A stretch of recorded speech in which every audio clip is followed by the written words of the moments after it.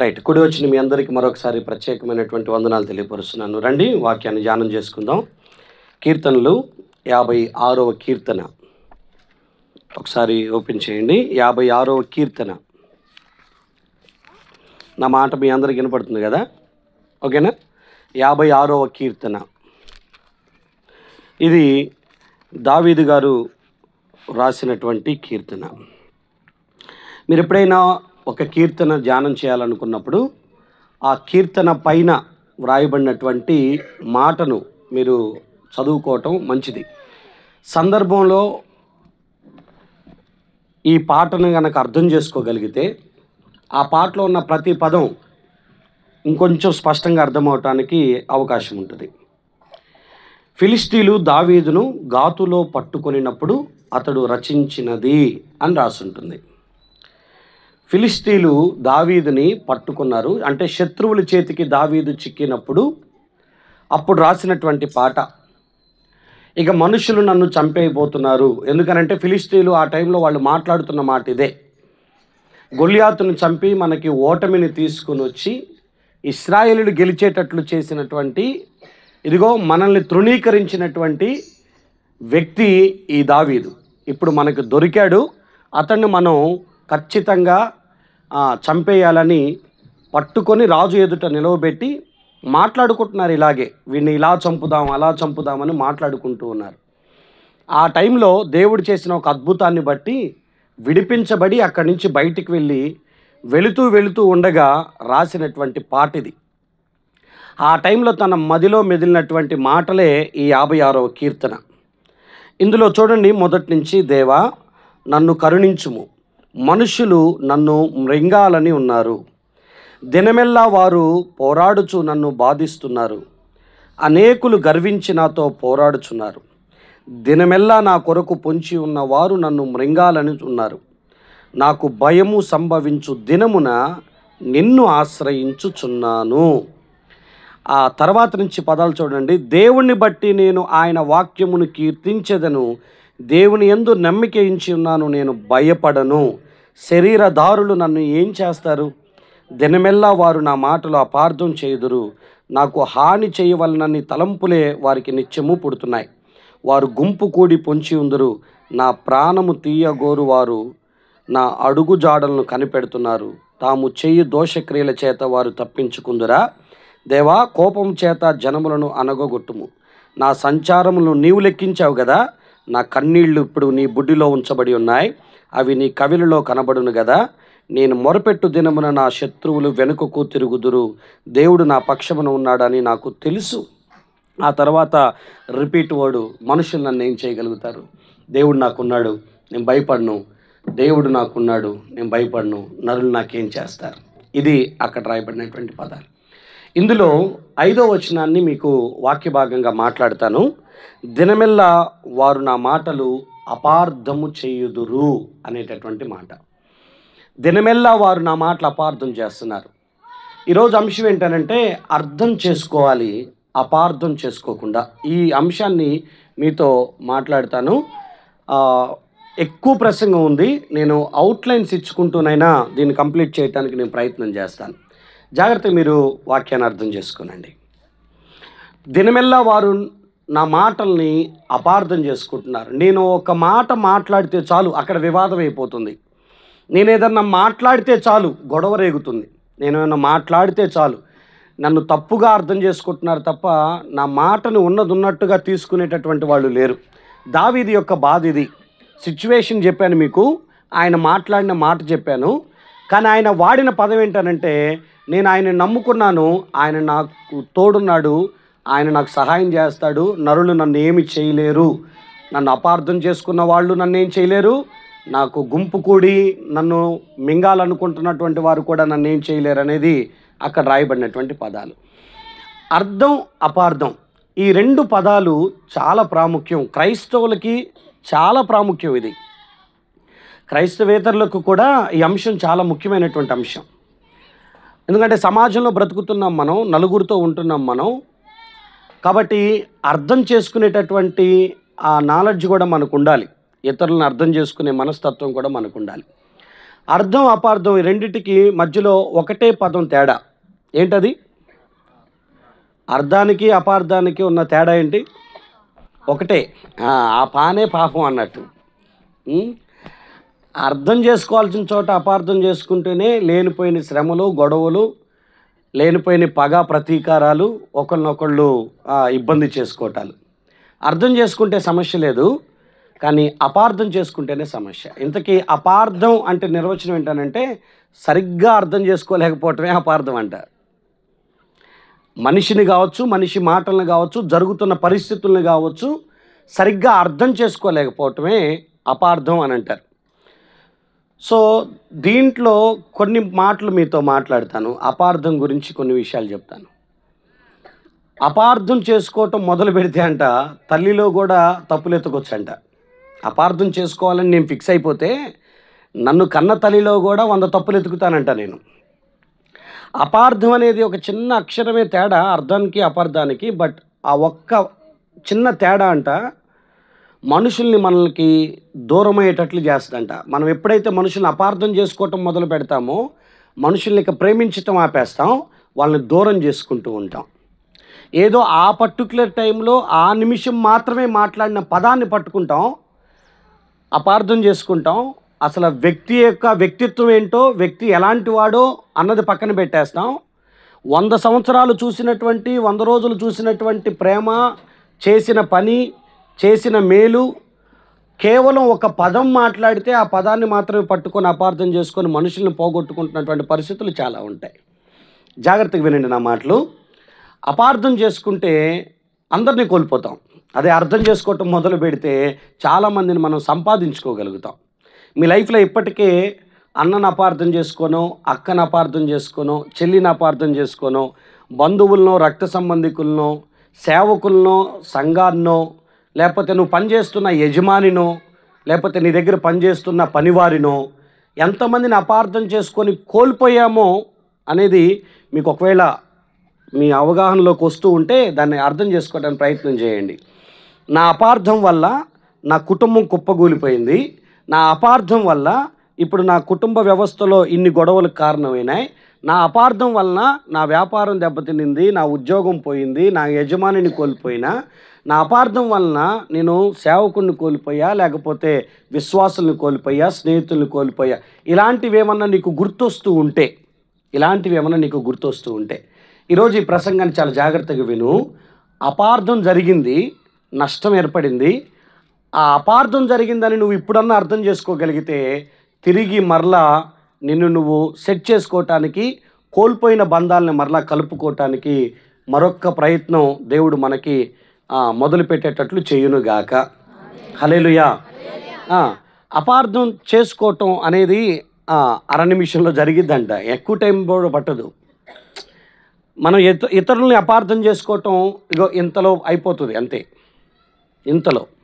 కానీ ఒక వ్యక్తిని అర్థం చేసుకోవటానికి కనీసం కమ్సే కమ్ 6 నెలలు పట్టిద్దంట, ఒక వ్యక్తిని అర్థం చేసుకోవటానికి. లోకంలో ఒక సామెత ఉంటుంది కదా, బియ్యమంతా చూడాల్సిన అవసరం లేదు కానీ ఏంటంటే ఒక మెతుకు పట్టుకుంటే సరిపోయిద్ది అని. మెతుకు పట్టుకుంటే అర్థమైపోయిద్దిలే కానీ ఒక మనిషిని అర్థం చేసుకోవటానికి మాత్రం మెతుకు పట్టుకున్నంత ఈజీ కాదు. ఎందుకంటే ఆ నిమిషంలో వంగి వంగి మాట్లాడినటువంటి వాడిని బట్టి వాడాడు తగ్గింపు కలిగినవాడు అని నువ్వు డిసైడ్ చేయడానికి లేదు. ఒక గంట సేపు నీ కళ్ళ ముందు ఒకవేళ తెల్లబట్టలు వేసుకొని నిలబడినంత మాత్రాన మంచోళ్ళు అని అనుకోవటానికి లేదు. 4 ప్రేమగా మాట్లాడి 4 రోజులు నీకు కావాల్సిన పదార్థాలు ఇచ్చి చేసినంత మాత్రాన వాళ్ళు ఏదో నీ మీద మంచిగా కన్సర్న్ కలిగినట్టున్నారు, లేకపోతే మంచి అభిప్రాయం కలిగి ఉన్నారు అనుకోవటానికి లేదు. 4 రోజుల తర్వాత కదా అర్థమైంది. ఇప్పుడు చేపలు పట్టేటోడు ఏం చేస్తాడు? ఎరేస్తాడు. అంటే చేప మీద ప్రేమ ఉన్నట్ట. చేప మీద ఏమున్నట్టు? వాడికి ప్రేమ ఉందా? పాపం అది ఆకలితో ఉందని ఎరేసాడా? పాపం కడుపు కాలుతుందని ఎరేసాడా? పాపం దానికి ఆడ దొరుకుతీలే అనుకొని వేసాడా? ఎందుకు వేసాడు ఎరా? దాన్ని చంపుకొని తినడానికి వేసాడు. ఎరేసాడు కదా అని దాని మీద ప్రేమ ఉందని కాదు. 4 రోజులు మనకు మంచి చేశారు కదా, 4 రోజులు 4 పైసలు ఇచ్చారు కదా, 4 రోజులు మనతో పాటు 4 అడుగులు ముందుకు వచ్చారు కదా, మా కష్టంలో వాళ్ళు తోడున్నారు కదా, మేము ఒంటరిగా ఉన్నప్పుడు వచ్చి కూర్చొని మాట్లాడారు కదా అని అనటానికి లేదు. ఎందుకంటే ఒక మనిషి యొక్క తత్వం అర్థం అవటానికి చాలా టైం పడుతుంది. ఎందుకంటే మనిషి పైకి కనిపించినంతగా లోపల ఉండట్లేదు కాబట్టి లోపలున్న అసలు రూపం తెలియటానికి కొంత టైం పడుతుంది. అప్పటి వరకన్నా ఒక మనిషిని అంచనా వేయటానికి కొంచెం ఆలోచించాలి. 4 రోజులు పరిచయం అవుతారో లేదో ఇంట్లో నుంచి వెళ్ళిపోవటానికి రెడీ అయిపోతారు ఆ వ్యక్తితో పాటు. తర్వాత ఏం జరుగుతుందన్న పర్యవసానాలు ఎవరికి అర్థం కాదు.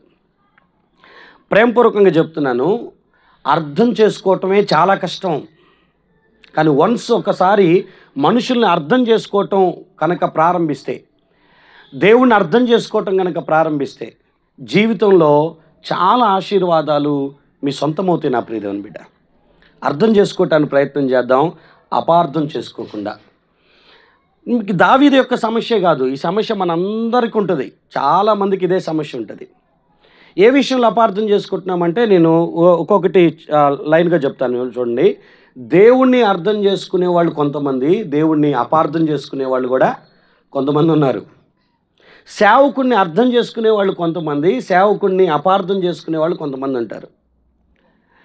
కుటుంబ వ్యవస్థలో తల్లిదండ్రుల్ని అర్థం చేసుకునే పిల్లలు, తల్లిదండ్రుల్ని అపార్థం చేసుకునే పిల్లలు ఉంటారు. పిల్లల్ని అర్థం చేసుకునే వాళ్ళు, పిల్లల్ని అపార్థం చేసుకునే తల్లిదండ్రులు ఉంటారు. భార్యని అర్థం చేసుకునే భర్త, భర్తను అర్థం చేసుకునే భార్య ఉండొచ్చు. కానీ భార్యాభర్తల్లో కూడా అపార్థం చేసుకునేటటువంటి లక్షణాలు కూడా ఉంటాయి. మనం పనిచేస్తున్న జాగాలో మన ఓనర్ని, మన దగ్గర పనిచేస్తున్నటువంటి వర్కర్స్ని కొన్నిసార్లు అర్థం చేసుకుంటాం, కొన్నిసార్లు అపార్థం చేసుకుంటాం. అర్థం చేసుకున్నప్పుడు కలిగినంత మేలు అపార్థం చేసుకున్నప్పుడు కలిగేటటువంటి డ్యామేజ్తో పోలిస్తే అపార్థం చేసుకున్నప్పుడు జరిగిన నష్టం ఇక పూడ్చుకోలేనిది అయి ఉంటుంది. నా మాటలు మీరు అనుకుంటున్నా. హల్లెలూయా. జాగ్రత్తగా అర్థం చేసుకోనండి నా మాటలు. అపార్థం అనేది మన జీవితంలో అన్ని విషయాల్లో జరుగుతుంది. సంఘం విషయంలో అపార్థం చేసుకుంటాం, సేవకుడి విషయంలో అపార్థం చేసుకుంటాం, దేవుని విషయంలో అపార్థం చేసుకుంటాం, కుటుంబ వ్యవస్థలో అపార్థాలు ఉంటాయి. ఇంకా చెప్పాలంటే సమాజంలో కూడా ఇరుగు పొరుగు వారిని సరిగ్గా అర్థం చేసుకోలేనటువంటి పరిస్థితులు ఉంటాయి. కొన్నిసార్లు సమాజాన్ని కూడా అర్థం చేసుకోలేని పరిస్థితులు ఉంటాయి. సో ఈ కారణాలన్నింటినీ నాకున్న సమయాన్ని బట్టి కొంచెం నేను మాట్లాడి ముందుకు వెళ్తాను. మొట్టమొదటిగా దావీదు విషయాన్ని మీరు అర్థం చేసుకుంటే, దావీదుని అపార్థం చేసుకుంటున్నారంట. దినమెల్లా అపార్థమే. ఇలాగే చిన్న వయసులో గొర్రెలు కాసుకుంటున్నటువంటి టైంలో దావీదు వాళ్ళ నాన్న దావీదుని పిలిచి, ఇదిగో ఇక్కడి నుంచి ఎక్కడికి వెళ్ళాలి, మీ అన్నల దగ్గరికి వెళ్ళి ఏం చేయాలంట, ఈ యొక్క యోగక్షేమాలు తెలుసుకొని వారికి క్యారేజ్ ఇచ్చేసి రమ్మని చెప్తే, దావీదు పాపం తండ్రి చెప్పిన మాట ప్రకారంగానే అక్కడికి వెళ్ళాడు. కానీ దావీదు యొక్క అన్నదమ్ములు దావీదుని అన్న మాట ఏంటో తెలుసా? నువ్వు ఇక్కడికి ఎందుకు వచ్చావో మాకు తెలుసు, నువ్వు రాజ్యాన్ని చూడటానికి వచ్చావు, పశువుల్ని వదిలిపెట్టి, పనిని వదిలిపెట్టి, నిర్లక్ష్యంగా ఉండి గొర్రెలు ఎట్టన్నా పోని అనుకొని నువ్వేం చేసావు, వాటిని వదిలిపెట్టి ఇటువైపు వచ్చి టైం పాస్ చేస్తున్నావు అన్నట్టుగా మాట్లాడారు. రాజ్యం చూడటానికి వచ్చావు, ఇవన్నీ చూడటానికి వచ్చావు అని మాట్లాడారు. జాగ్రత్తగా వినండి నా మాటలు. యాక్చువల్గా దావీదు తండ్రి చెప్పిన మాటను విని అక్కడికి వెళ్ళాడు. కానీ ఏదో గొర్రెలను వదిలిపెట్టేసేసి తండ్రికి నష్టం చేయాలి, అన్నదమ్ములకు నష్టం చేయాలి, ఊరు చూద్దామన్న సోకుతో ఆయన అక్కడికి వెళ్ళలేదు. కొన్నిసార్లు దావీదు ఎంత అపార్థానికి గురయ్యాడో వాటన్నిటిని తలపోసుకుంటే కొంచెం నిజంగా ఇబ్బంది అనిపిస్తుంది. పాపం తన లైఫ్ అంతా ఇదే అని. మీరు సౌలు రాజు విషయం చూడండి. ఒకసారి మీరు సమూయేలు మొదటి సమూయేలు గ్రంథం దగ్గరికి రండి. మీకు ఒక విషయాన్ని జ్ఞాపకం చేస్తాను. సరిగ్గా మీరు 24వ అధ్యాయం దగ్గరికి రండి. 24వ అధ్యాయంలో మొదటి నుంచి 22 వచనాల వరకు ఉన్న విషయాన్ని నేను మీతో మాట్లాడతాను. దావీదు, సౌలు ఇద్దరున్నారు. సౌలు అనే ఆయన దావీదుని చంపాలనుకున్నాడు. కారణం ఏంటనంటే కేవలం ఒక పొగడ్త. ఎవరో ఒకళ్ళు గొలియాతును చంపి వచ్చిన తర్వాత ఒక మాట అన్నారు. ఏమన్నారు? సౌలు 1000 కొలది, దావీదు 10,000 కొలది చంపుతున్నాడు అని అన్నారు. అంతే. ఆ మాటను రాజు తీసుకోలేకపోయాడు. నాకంటే చిన్నోడిని వీళ్ళు పొగుడుతున్నారు, నిన్నగాక మొన్న వచ్చినోడిని నాకంటే ఎక్కువగా పొగుడుతున్నారని చెప్పేసి తట్టుకోలేక దావీదుని చంపాలనుకున్నాడు. ఎంతగా అంటే మీరు ఇక్కడ ఉన్నటువంటి పదాన్ని చూడండి, 2వ వచనంలో, అప్పుడు సౌలు ఇశ్రాయేలీయులందరిలో నుండి ఎంతమందిని తీసుకొని వెళ్ళాడంట? 3000 మందిని ఏర్పరచుకొని వచ్చి కొండ మేకలకు వాసములకు శిలాపర్వతముల మీద దావీదును అతని జనములను వెదుకుటకై ఒక్కళ్ళని చంపటానికి సౌలు ఎంతమందిని తీసుకొని వెళ్ళాడంట? 3000 మందిని తీసుకొని వెళ్ళాడంట, కేవలం ఒక వ్యక్తిని చంపేయడానికి. సరే వెళ్తున్నాడు, అంతా తిరిగాడు, అటు ఇటు తిరిగాడు, చివరికి కొంచెం రెస్ట్ తీసుకుందామని చెప్పేసి ఒక గుహలోనికి వెళ్ళాడు సౌలు. రాజు వెళ్ళిన అదే గుహలో ఇంకొంచెం లోపలి గుహలో దావీదున్నాడు. ఈయన ఒక్కడే లోపలికి వచ్చి పర్సనల్ నీడ్ తీర్చుకోవటానికి అక్కడికి వచ్చి కొంచెం అలా విశ్రాంతి తీసుకుంటున్నాడు. తన యొక్క వ్యక్తిగత పనిలో అతను ఉన్నాడు. ఈలోపు దావీదు పక్కన ఉన్నటువంటి సైనికులు అంటారు, జనులు అంటారు, సౌలు ఒంటరిగా దొరికాడు. గుహ బయట వాళ్ళు ఉన్నారు, గుహ లోపల సౌలు ఉన్నాడు. నీ చేతికి చిక్కాడు, నిన్ను చంపాలనుకున్న శత్రువు వచ్చాడు కాబట్టి నువ్వేం చేయాలి? దావీదు, నువ్వు లేచి సౌలుని చంపే అని చెప్పారు. సౌలుని చంపేయమన్నప్పుడు దావీదుకు వస్తున్న ఆలోచన ఏంటో తెలుసా? సౌలుని చంపేస్తే శత్రువు ఉండడు, కానీ సౌలు అభిషేకించబడినటువంటి వాడు. దావీదుకి లేశమంత అభిప్రాయం లేదు సౌలుని చంపేయాలని. అందుకని వెనకాలగా వెళ్ళి అతని వస్త్రంలో ఉన్నటువంటి కొంత భాగాన్ని కట్ చేసి అతని చొక్కా అంగీని మాత్రం పట్టుకొని చంపుదామని ముందుకెళ్తున్న జనులను కూడా దావీదు ఆపివేశాడని రాసి ఉంటుంది ఈ అధ్యాయం మొత్తం మీరు చదివితే. ఇక సౌలు రెస్ట్ తీసుకొని మరలా దావీదుని ఎక్కడున్నాడో వెతుకుదామని చెప్పేసి బయటికి వెళ్ళగానే దావీదు బయటకు వచ్చి గట్టిగా కేకలు వేసి అరుస్తాడు. సౌలు రాజా, సౌలు రాజా అని పిలుస్తాడు, నా తండ్రి అని పిలుస్తాడు. పిలిచి, నువ్వెందుకు నన్ను చంపాలనుకుంటున్నావో నాకు ఇప్పటికీ అర్థం కావట్లేదు. ఎవరో చెప్పిన మాటలు నువ్వు వినొద్దు, నేను నిన్నేదో చంపేస్తాను, నీ రాజ్యాన్ని ఏదో తీసేసుకుంటానని నువ్వేమీ ఇబ్బంది పడద్దు, నాకు అసలు ఆ ఉద్దేశమే లేదు. మీరు ఆ పదాలు మీరు చూడండి, 11వ వచనం, నా తండ్రి చూడు, ఇదిగో చూడు, నిన్ను చంపక నీ వస్త్రపు చెంగు మాత్రమే కోసితిని గనుక నా వలన నీకు కీడు ఎంత మాత్రమును రాదని, నాలో తప్పిదము ఎంత మాత్రము లేదని నీవు తెలుసుకోవచ్చు. ఏ విషయమై నేను ఏ పాపమును చేయని వాడనై ఉండగా నీవు మాత్రం నా ప్రాణం తీయాలని చూస్తున్నావు. నేను అసలు ఎప్పుడు తప్పుగా నీ గురించి మాట్లాడలా, ఎప్పుడు నిన్ను చంపుదామని అనుకోలే, ఎప్పుడు నీకు కీడు చేద్దామని కూడా అనుకోలే. నువ్వు నా రాజువి, నా తండ్రివి, ఇలాగే నేను భావించాను, కానీ నన్ను చంపేద్దామని చూస్తున్నాను. కాబట్టి నేను ఇప్పుడు చెప్తున్నాను, నిన్ను చంపేవాడిని అయితే గుహలో వస్త్రపు చెంగు కట్ చేసినంతగా ఈజీగా నిన్ను అక్కడే చంపేయచ్చు. కానీ అభిషేకం కలిగినటువంటి వాడివి, నిన్ను చంపాలన్న ఉద్దేశం నాకు లేదు. అందరు ఇటే ఉన్నారా? మబ్బుగా ఉన్నారు మరి. హల్లెలూయా, హల్లెలూయా. నిన్ను చంపాలన్న ఉద్దేశం ఉంటే చంపేస్తుండే, కానీ నిన్ను చంపలేదు. దానికి గుర్తు ఇదిగో నీ వస్త్రపు చెంగు అని అంటే, అప్పుడు సౌలు ఆ విషయాన్ని, ఆ మాటను గ్రహించిన తర్వాత, నాయనా నిన్ను చంపాలనుకున్నాను నిన్ను, కానీ నువ్వు నన్ను ఈనాడు బ్రతికించావు కాబట్టి ఇక నేను వెనక్కి వెళ్ళిపోతున్నానని సౌలు వెనక్కి వెళ్ళిపోతాడు. అరే, దావీదుని ఇంట్లో వాళ్ళైనా, దావీదుని ఇదిగో రాజైనా, అంటే ఇశ్రాయేలీయులందరికీ మేలు చేసిన వాడు దావీదు. గొలియాతును కనుక చంపకపోతే ఇశ్రాయేల్ సైన్యం మొత్తం బానిసలుగా వెళ్ళిపోవాల్సినటువంటి రోజు అది. ఫస్ట్ సౌలు కుటుంబీకుల్ని చంపేస్తారు, వాళ్ళు ప్రజలను తీసుకొని వెళ్ళిపోతారు. అంత విపత్తు నుంచి తప్పించి మేలు చేసినటువంటి దావీదు విషయంలో సౌలు కక్షగట్టి మరి చంపుదామనుకొని తిరిగాడు, చనిపోయేంత వరకు కూడా. కానీ ఇక్కడ జరిగినటువంటి విషయం, సౌలు దావీదుని అపార్థం చేసుకున్నాడన్న సంగతిని దావీదు వివరించి చెప్పాల్సిన పరిస్థితి వచ్చింది. అందుకే అంటున్నాడు, దినమెల్లా నేను అపార్థాలకే గురవుతున్నా. నా మాట అపార్థమే, నా నోటి నుంచి వచ్చిన మాట.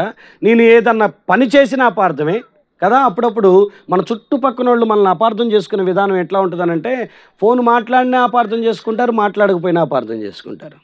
ఇంట్లోనే ఉంటే అపార్థం చేసుకుంటారు, ఇంటి బయటకు వచ్చినా అపార్థం చేసుకుంటారు. మనల్ని అర్థం చేసుకునే వాళ్ళు భూమి మీద దొరుకుతారా అని ఎదురు చూస్తే చాలా కష్టమైపోతుంది. దావీదు ఎలాగైతే అపార్థానికి గురయ్యాడో, దేవుడి విషయంలో కూడా దేవుడిని నమ్మినటువంటి మనం చాలా అపార్థాలకు గురవుతూ ఉంటాం. నేను కొన్ని విషయాలు మీతో మాట్లాడతాను.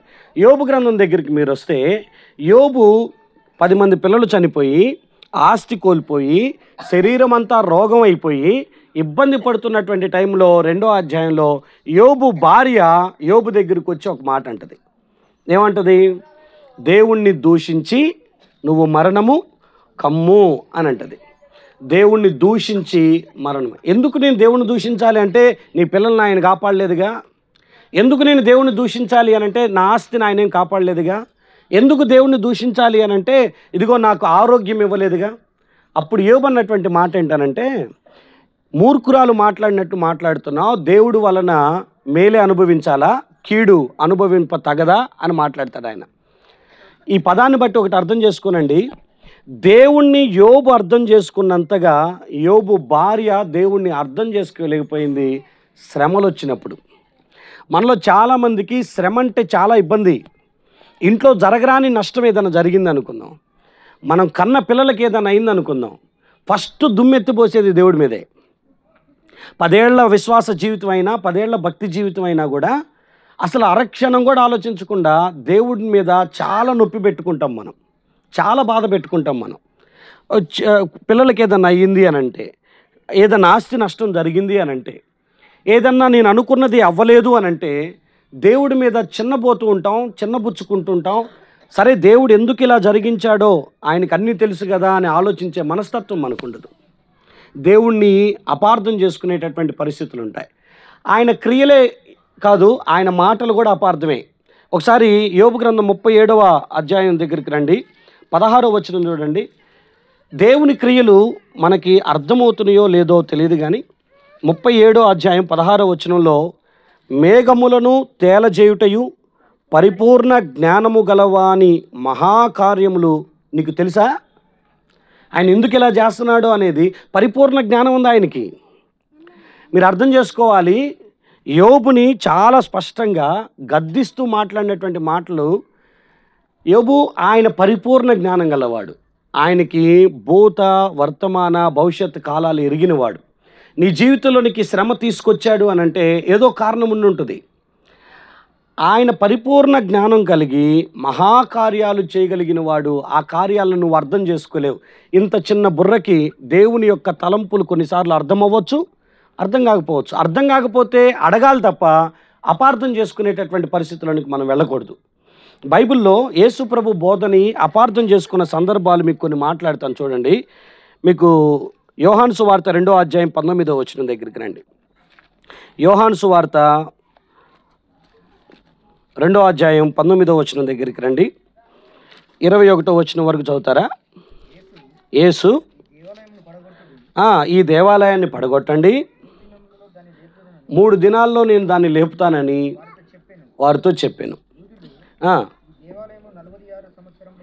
ఈ దేవాలయం కట్టటమే 46 సంవత్సరాలు కట్టాం, 3 రోజులు నువ్వు లేపేస్తావా అని మాట్లాడుకుంటున్నారంట. సరే ఇప్పుడు చూడండి, సందర్భం మీకు ఎంతమంది తెలుసో కానీ, యేసు ప్రభు వారు ఏదన్నా ఒక బోధ చేస్తే ఆ బోధ ఆత్మీయ అర్థంతో కూడింది అయి ఉంటుంది, అలంకార రూపంలో మాట్లాడింది అయి ఉంటుంది అన్న సంగతి అర్థం చేసుకోకపోతే బైబిల్ చదివేటటువంటి టైంలో నువ్వు నేను చాలా అపార్థాలకు గురవుతాం. పేతురు అంటాడు, పౌలు గారు రాసిన లేఖనాలనంట కొంతమంది అస్థిరులు అపార్థం చేసుకుంటున్నారంట లేఖనాలని. వాక్యాన్ని అపార్థం చేసుకునేటటువంటి వాళ్ళు, దేవుని మాటను అపార్థం చేసుకునేటటువంటి వాళ్ళు ఉన్నారు. ప్రభు చెప్పింది ఏంటనంటే, మనిషి యొక్క దేహం దేవాలయంతో పోల్చబడింది కాబట్టి మీరు నా దేహం అనే ఈ దేవాలయాన్ని పడగొట్టి చూడండి, నేను 3వ రోజున దాన్ని తిరిగి లేపుతానని తన దేహం గురించి తను మాట్లాడితే వాళ్ళు అంటున్నారు, ఈ బిల్డింగ్ గురించి మాట్లాడాడేమో అని అనుకొని 46 ఏళ్ళు పట్టిందయ్యా ఈ దేవాలయం కట్టడానికి, నువ్వు మాత్రం ఎన్ని రోజుల్లో లేపుతానంటున్నావు?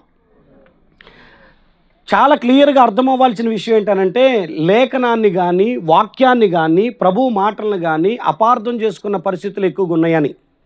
మీకు మత్తయి సువార్త దగ్గరికి రండి, 16వ అధ్యాయం. మత్తయి సువార్త 16వ అధ్యాయం. సరే బయటోళ్ళలో పరిసయ్యులో సద్దుకైలో అలా అపార్థం చేసుకున్నారంటే ఒక అర్థం ఉంది. ఆయనతోనే ఉండి ఆయన పక్కనే తిరుగుతూ 16వ అధ్యాయం 6వ వచనం చూడండి. అప్పుడు యేసు 5వ వచనం దగ్గర చదువుమా అర్థమవుతుంది. ఆయన శిష్యులు అద్దరికి వచ్చి రొట్టెలు తెచ్చుటకు మరిచిపోయారు.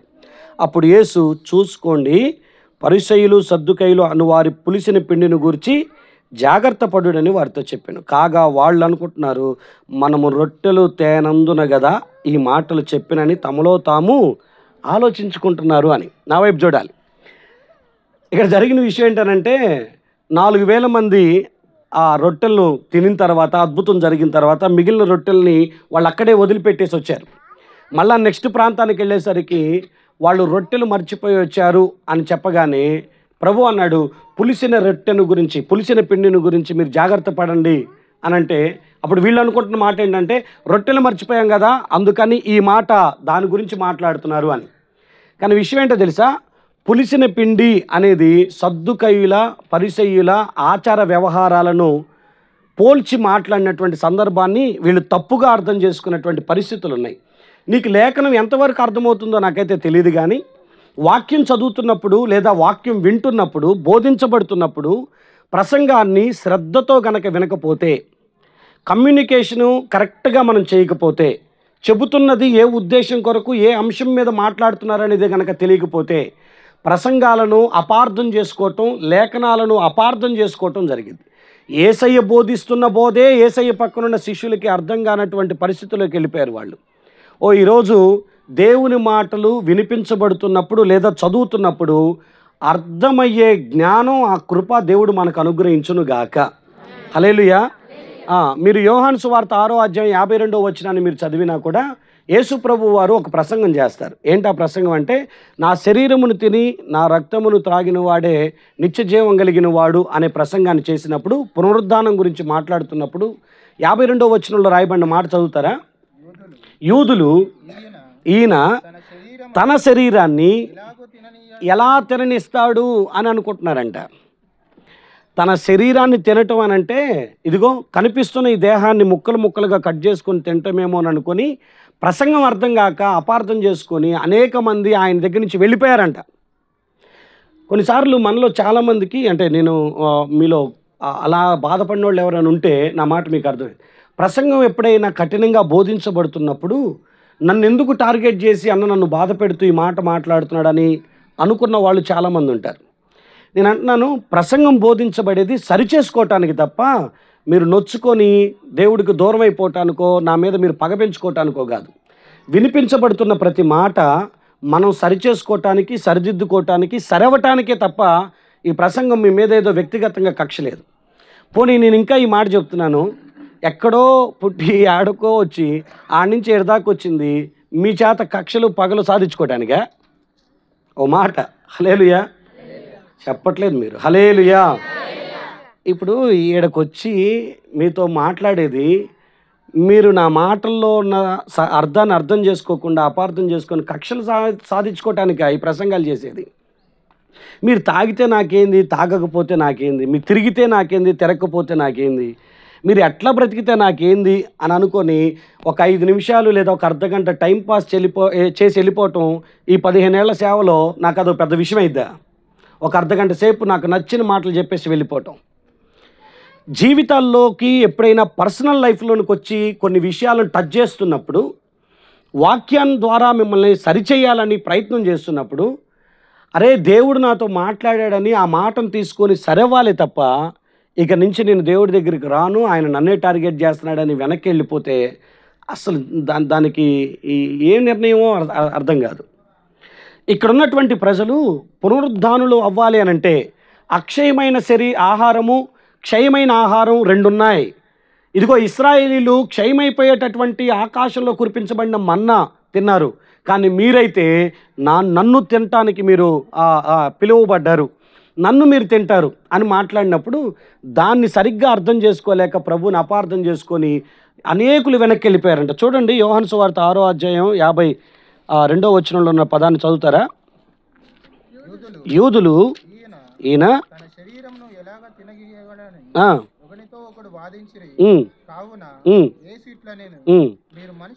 మీరు 66వ వచనం దగ్గరికి వచ్చేయండమ్మా. అప్పటి నుండి ఆయన శిష్యులలో అనేకులు వెనక్కి తీసి మరి ఎన్నడూను ఆయనను వెంబడించలేదు.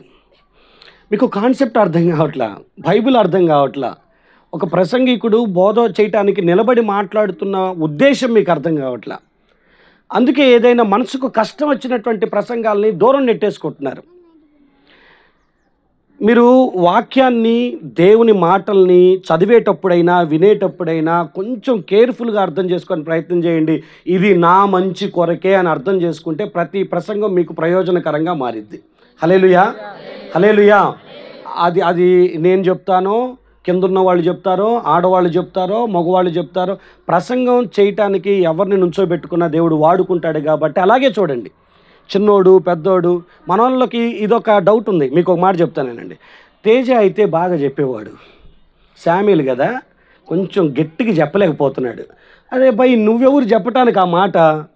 నువ్వెప్పుడైనా ఈ స్టేట్మెంట్ ఇచ్చేటప్పుడు ఇక్కడ నిలబడి 10 నిమిషాలు వణకకుండా, కదలకుండా మాట్లాడిన రోజు ఎప్పుడైనా నీకు అనుభవంలోకి వస్తే ఆ మాట చెప్పటానికి వీలుంటుంది. నీ నెత్తిలో ఏమనుకుంటున్నావో అవి సంఘానికి చెప్పాలని నువ్వు అనుకుంటే ఎట్లా? ఆయన సంఘానికి ఏం చెప్పాలో ఆయన అనుకోవాలి. కానీ హల్లెలూయా, ఆయన సంఘానికి ఏం చెప్పాలనుకుంటున్నారనేది అది ఆయన ఇష్టం, అది ఆయన కోరిక. పూర్తిగా లోబడండి. ప్రభువా ఈరోజు ఏం మాట్లాడతారో నాతో మాట్లాడండి అనాలి. నేను చెప్తున్నాను, కాకిని కూడా దేవుడు వాడుకున్నాడు, గాడిదను కూడా దేవుడు వాడుకున్నాడు.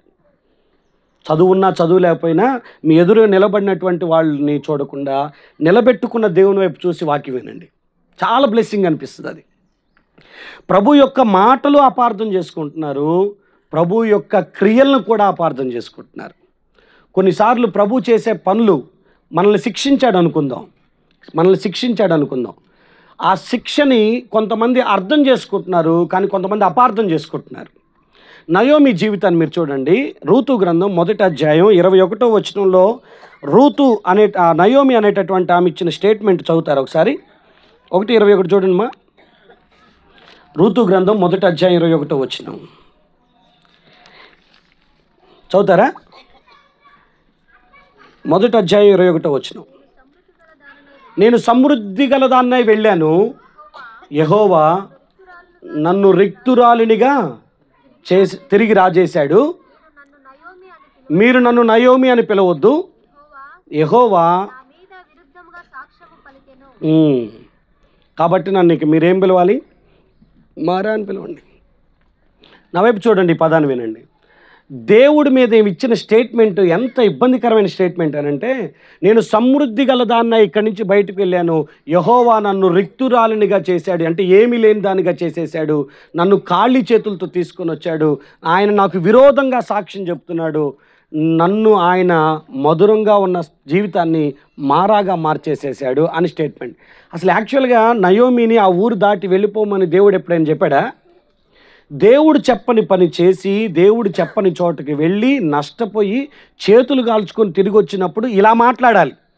దేవుడికి చెప్పకుండా నేను ఒక ఊరికి వెళ్ళాను, దేవుడికి చెప్పకుండా ఒక ప్రయత్నం చేశాను, దేవుడు అనుమతి లేకుండా నేను కొన్ని పనులు జరిగించాను, తద్వారా ఏమీ లేని దాన్ని అయిపోయాను, నా భర్తను కోల్పోయాను, పిల్లల్ని కోల్పోయాను, నా నా నా సొంత నిర్ణయాలు ఈరోజు నన్ను ఈ స్థితికి తీసుకొచ్చాయి. దేవా, ఇప్పుడైనా నీ దగ్గరకు వచ్చాను, నీ రెక్కల నీడలోకి వచ్చాను, దయచేసి నన్ను మరలా జ్ఞాపకం చేసుకో అనాల్సిన నోరు కదా అది. ఏమంటున్నారు తెలుసా?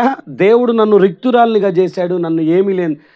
కొన్నిసార్లు శ్రమని యాక్సెప్ట్ చేయాలి, శిక్షను యాక్సెప్ట్ చేయాలి.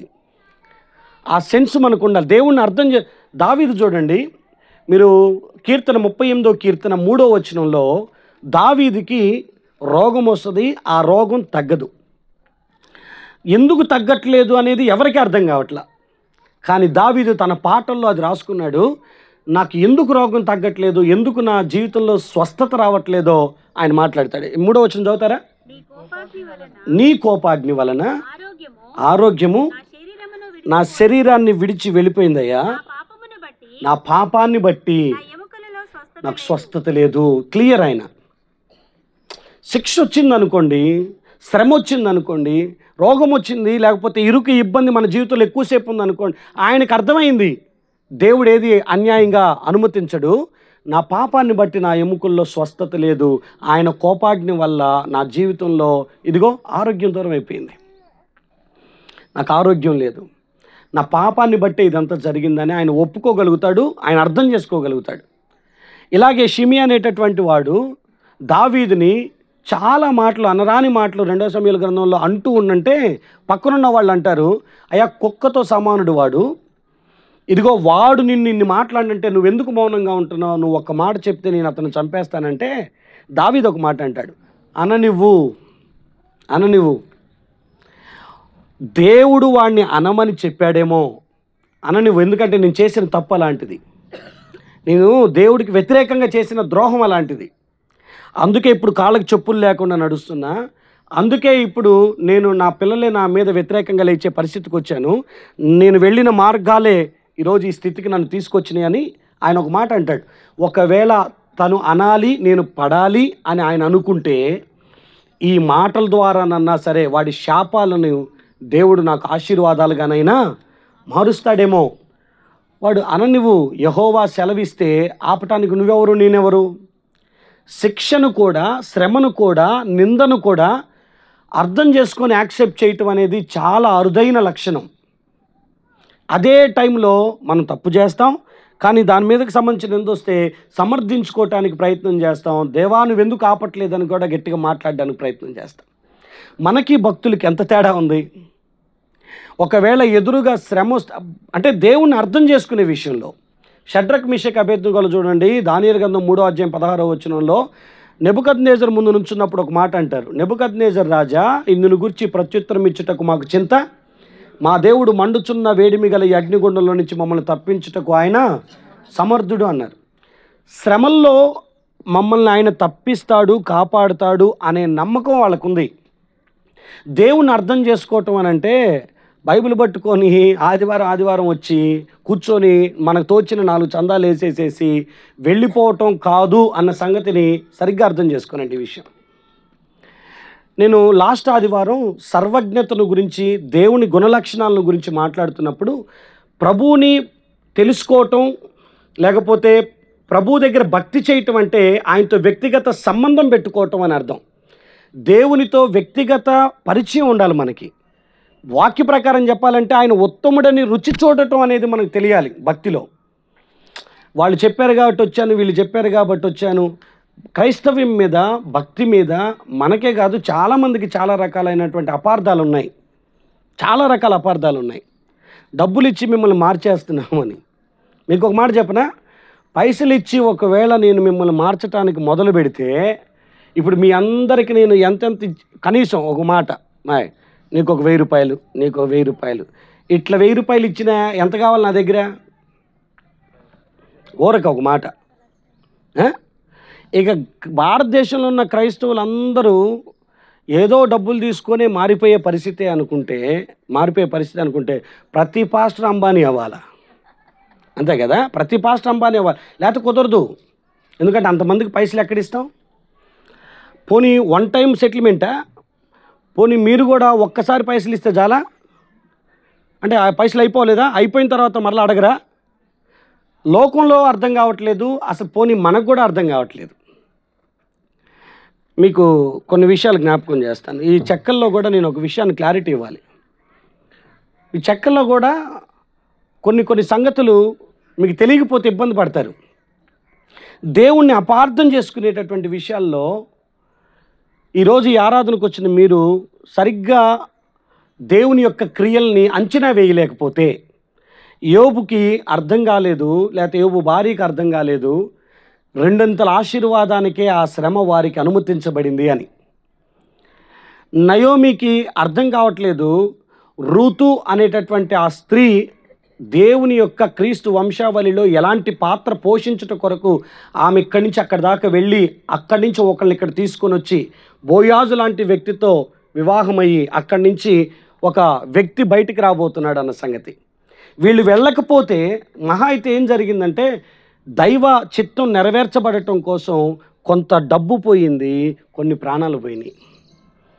కానీ దైవ చిత్త నిర్ణయం అంటే ఒక ఆయన ఆలోచన నెరవేర్చబడటం కోసం జరిగిన కార్యం అంటే విశాల హృదయం ఉంటే తప్ప వీటిని యాక్సెప్ట్ చేయలేం మనం. అందుకే యోబు అంటాడు, యెహోవా ఇచ్చెను, యెహోవా తీసుకొని పోయిను. ఆయన ఇస్తాడు, ఆయన తీసుకున్నాడు, దేవుడి నామానికి మహిమ కలుగును గాక అని మాట్లాడారు. సో దేవుణ్ణి అపార్థం చేసుకోవటం కంటే అర్థం చేసుకోవటానికి మనం ప్రయత్నం చేయదుము గాక. నేను ఇంకొక మాట జ్ఞాపకం చేస్తున్నాను, దైవ సేవకుడిని కూడా అపార్థం చేసుకునే పరిస్థితులు ఉంటాయి. అర్థం చేసుకోవటానికి మ్యాక్సిమం ప్రయత్నం చేయండి. రీజన్స్ ఏంటో నేను చివరిలో చెప్పి ముగిస్తాను, బట్ ఇది జాగ్రత్తగా వినండి. మోషే ఆ సేవకుడి గురించి నేను ఒకసారి మాట మాట్లాడతాను. ఆయన చాలా చిన్నగా ఉన్నప్పుడు ఆయన ఐగుప్తులో ఉన్నటువంటి రాణిగారి దగ్గర పెంచబడతాడు. అంటే ఐగుప్తీయుడిగా పెంచబడుతున్న ఆ కాలంలో ఆయనకు తెలిసిద్ది నేను ఇశ్రాయేలుని అని. సరే, ఇశ్రాయేలుడిగా ఉన్నటువంటి ఇతను తన ప్రజల్ని కాపాడటానికి వెళ్ళినప్పుడు, వినండి, తన ప్రజల్ని కాపాడటానికి వెళ్తున్నప్పుడు ఒక ఐగుప్తీయుడు ఒక ఇశ్రాయేలీయుడు కొట్టుకుంటుంటే ఐగుప్తీయుడిని కొట్టి అతన్ని పాతి పెట్టేసేసి ఇశ్రాయేలుడిని కాపాడాడు. రెండో రోజు ఇద్దరు ఇశ్రాయేలీలు కొట్టుకుంటుంటే వాళ్ళిద్దరి మధ్యలోకి వచ్చి, అరే మీరిద్దరు అన్నదమ్ముల్లాగా ఉండాలిరా, ఎందుకు కొట్టుకుంటున్నారు అని ప్రేమతో వాళ్ళని సరిచేయటానికి ప్రయత్నం చేస్తే వాళ్ళిద్దరు అన్న మాట ఏంటో తెలుసా? ఇదిగో మా మీద నిన్ను తీర్పరిగానో నాయకుడిగానో అధికారిగానో పెట్టింది దేవుడు, మీ ఇద్దరం కొట్టుకుంటున్నాం, మధ్యలోకి నువ్వు వచ్చి మమ్మల్ని విడది సరిచెప్పని నీకు ఎవడైనా జీతం ఇచ్చిండా? ఐగుప్తుడిని చంపినట్టు మమ్మల్ని కూడా చంపుదాం అనుకుంటున్నావా? అరే మిమ్మల్ని కాపాడాలి, జాగ్రత్తగా ఉంచాలనుకుంటున్నాను తప్ప మిమ్మల్ని నాశనం చేయాలని అనుకోవట్లేదు. కానీ మోషేని వాళ్ళు అపార్థం చేసుకున్నది ఏంటంటే మధ్యలోకి వచ్చిందే ఈ ఇద్దరిలో మళ్ళీ ఎవరో ఒకరిని చంపటానికి అన్నట్టుగా మాట్లాడుకున్నారు. అక్కడి నుంచి ఆయన 40 సంవత్సరాల తర్వాత ఆ ప్రాంతాన్ని వదిలిపెట్టి వెళ్ళిపోతాడు మిద్యాను అనే ప్రాంతానికి. మిద్యాను ప్రాంతానికి వెళ్ళిన తర్వాత సిప్పోరా అనే అమ్మాయిని పెళ్లి చేసుకుంటాడు. పెళ్లి చేసుకొని మరలా 80 ఏళ్ళ తర్వాత దేవుని పిలుపు అందుకొని పరిచర్యకి రావాలి. ఇప్పుడు వినండి, 80 ఏళ్ళకి ఆయనకు ఒక భార్య, ఇద్దరు పిల్లలు ఉన్నారు, ఒక కుటుంబ వ్యవస్థ ఉంది, ఆయనకంటూ కొంత పశువుల సంపద ఉంది. దేవుడు సేవకు పిలిచినప్పుడు చాలా క్లియర్గా మాట్లాడాడు, ప్రభువా ఎక్కడికి వెళ్ళాలి? ఇగో మళ్ళీ ఫరో దగ్గరికి వెళ్ళాలి. ఎందుకు వెళ్ళాలి? ఇశ్రాయేలులో నా ప్రజలు బాధపడుతున్నారు, వారిని విడిపించడానికి వెళ్ళాలి. ప్రభువా నేను ఫరో దగ్గరికి వెళ్ళలేను, ఎందుకనంటే నేను హత్య చేసి వచ్చినోడిని, నేను కనపడితే నన్ను చంపేస్తారు, నేను ఒక్కడిని, అందుకే పారిపోయి వచ్చాను, ఇప్పుడు అక్కడికి వెళ్తే నన్ను వాళ్ళు చంపేస్తారు. కాదు నువ్వు వెళ్ళాల్సిందే అంటే ప్రాణాలకు తెగించైనా వెళ్ళాలి. ఇదిగో తిరస్కరించిన ప్రజల మధ్యలోనికి వెళ్ళాలి. ఇప్పుడు వెళ్ళాలంటే నా భార్యను వదిలిపెట్టాలి, నా ఇద్దరు పిల్లలను వదిలిపెట్టాలి. 80 ఏళ్ల వయసులో దేవుని పిలుపుకి లోబడి దేవుని పిల్లల కోసం పనిచేయటానికి వెళ్ళాలి. ఆయన తీసుకున్న నిర్ణయం ఏంటో తెలుసా? తనకు నత్తుందని తెలుసు, తనని చంపటానికి ఉన్న వ్యక్తులే వాళ్ళని తెలుసు, ఇప్పుడు భార్యా పిల్లలను వదిలిపెట్టాలని తెలుసు, తనకున్న సుఖాన్ని వదిలిపెట్టుకొని రావాలని తెలుసు. అన్నీ తెలిసే దేవుని సేవకు వచ్చేసాడు ఆయన. నా మాట వినండి, అన్నీ తెలుసుకొని 80 ఏళ్ల వయసులో దేవుని కొరకు బ్రతుకుదామని వచ్చాడు.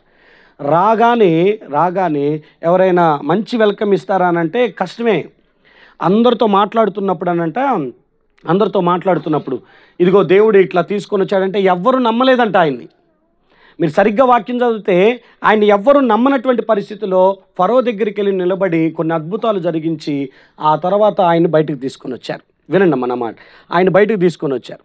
ఇశ్రాయేలు ప్రజలందరూ 10 తెగుళ్ళ చేత అద్భుతాలు జరిగి ఎర్ర సముద్రం దాటి బయటకు వచ్చారు.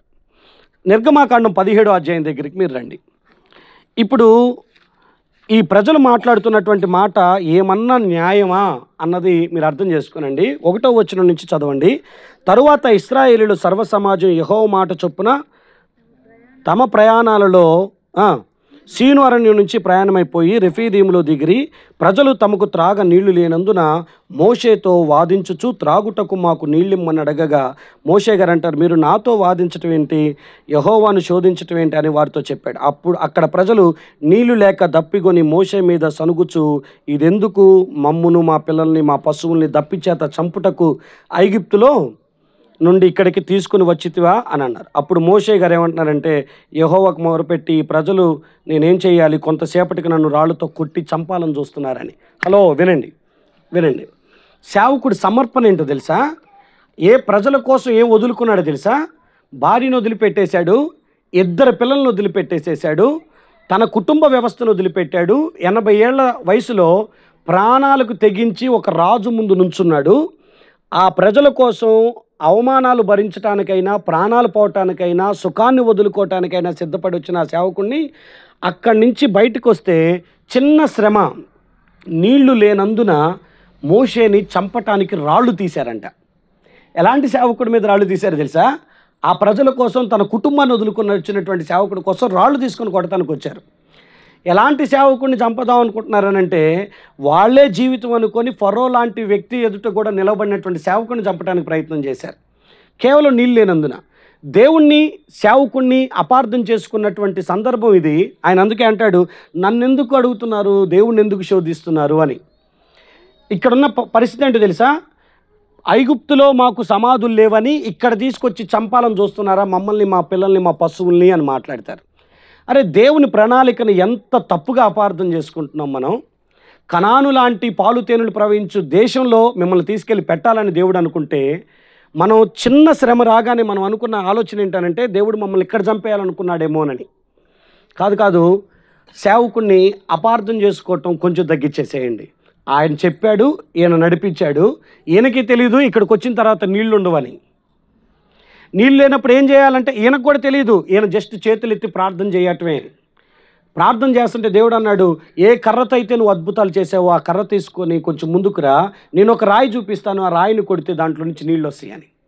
వెళ్ళి రాయిని కొడితే బండలో నుంచి నీళ్ళు వచ్చి లక్షలాది మంది తాగేట. జస్ట్ కొంచెం ఓపిక పడితే ప్రార్థన చేసుకొని బండను కొట్టి నీళ్లు తాగాల్సినటువంటి టైం అది. చిన్న శ్రమను అర్థం చేసుకోలేక దేవుడి మీద సనగటమో సేవకుడి మీద సనగటమో స్టార్ట్ చేసేటటువంటి పరిస్థితులు మనకి. ప్రజలు మాత్రమే కాదు, ఒకసారి మీరు రండి సంఖ్యాకాండం దగ్గరికి మీరు రండి. 12వ అధ్యాయం 1వ వచనం చూడండి. మోషే కూషు దేశపు స్త్రీని పెండ్లి చేసుకుని ఉండెను గనుక అతడు పెండ్లి చేసుకుని నా స్త్రీని బట్టి మిరియాము అహరోనులు అతనికి విరోధంగా మాట్లాడారు. ఇంతకీ మోషే గారికి ఎంతమంది భార్యలు? ఇంతకీ మోషే గారికి ఎన్ని పెళ్ళిళ్ళు అయినాయి? ఏమో మాకేం తెలుసు అంటారా? మేము ఆ పెళ్ళికి వెళ్ళలేదంటారా? మోషే గారికి ఎన్ని పెళ్ళిళ్ళు అయినాయి? హలో, తెలిస్తే తెలుసు అని చెప్పండి, తెలియకపోతే తెలియదని చెప్పండి. తెలుసా తెలీదా? ఇద్దరా? ఒకళ్ళు అన్నవాళ్ళు చేతులు ఎత్తండి. ఒకళ్ళు అన్నవాళ్ళు. ఇద్దరు అన్నవాళ్ళు చేతులు ఎత్తండి. మాకు అసలు ఏం తెలియదు అన్నవాళ్ళు చేతులు ఎత్తండి. ఇప్పుడు కూడా ఎత్తకపోతే మాత్రం బాగా చెప్తున్నా. ఓకే, విషయం ఏంటనంటే మోషే గారికి ఒకటే పెళ్ళి. కానీ ఆయన ఏ పరిస్థితుల్లో చేసుకోవాల్సి వచ్చిందంటే ఇంట్లో నుంచి పారిపోయాడు, దేశాన్ని వదిలిపెట్టి పారిపోయాడు.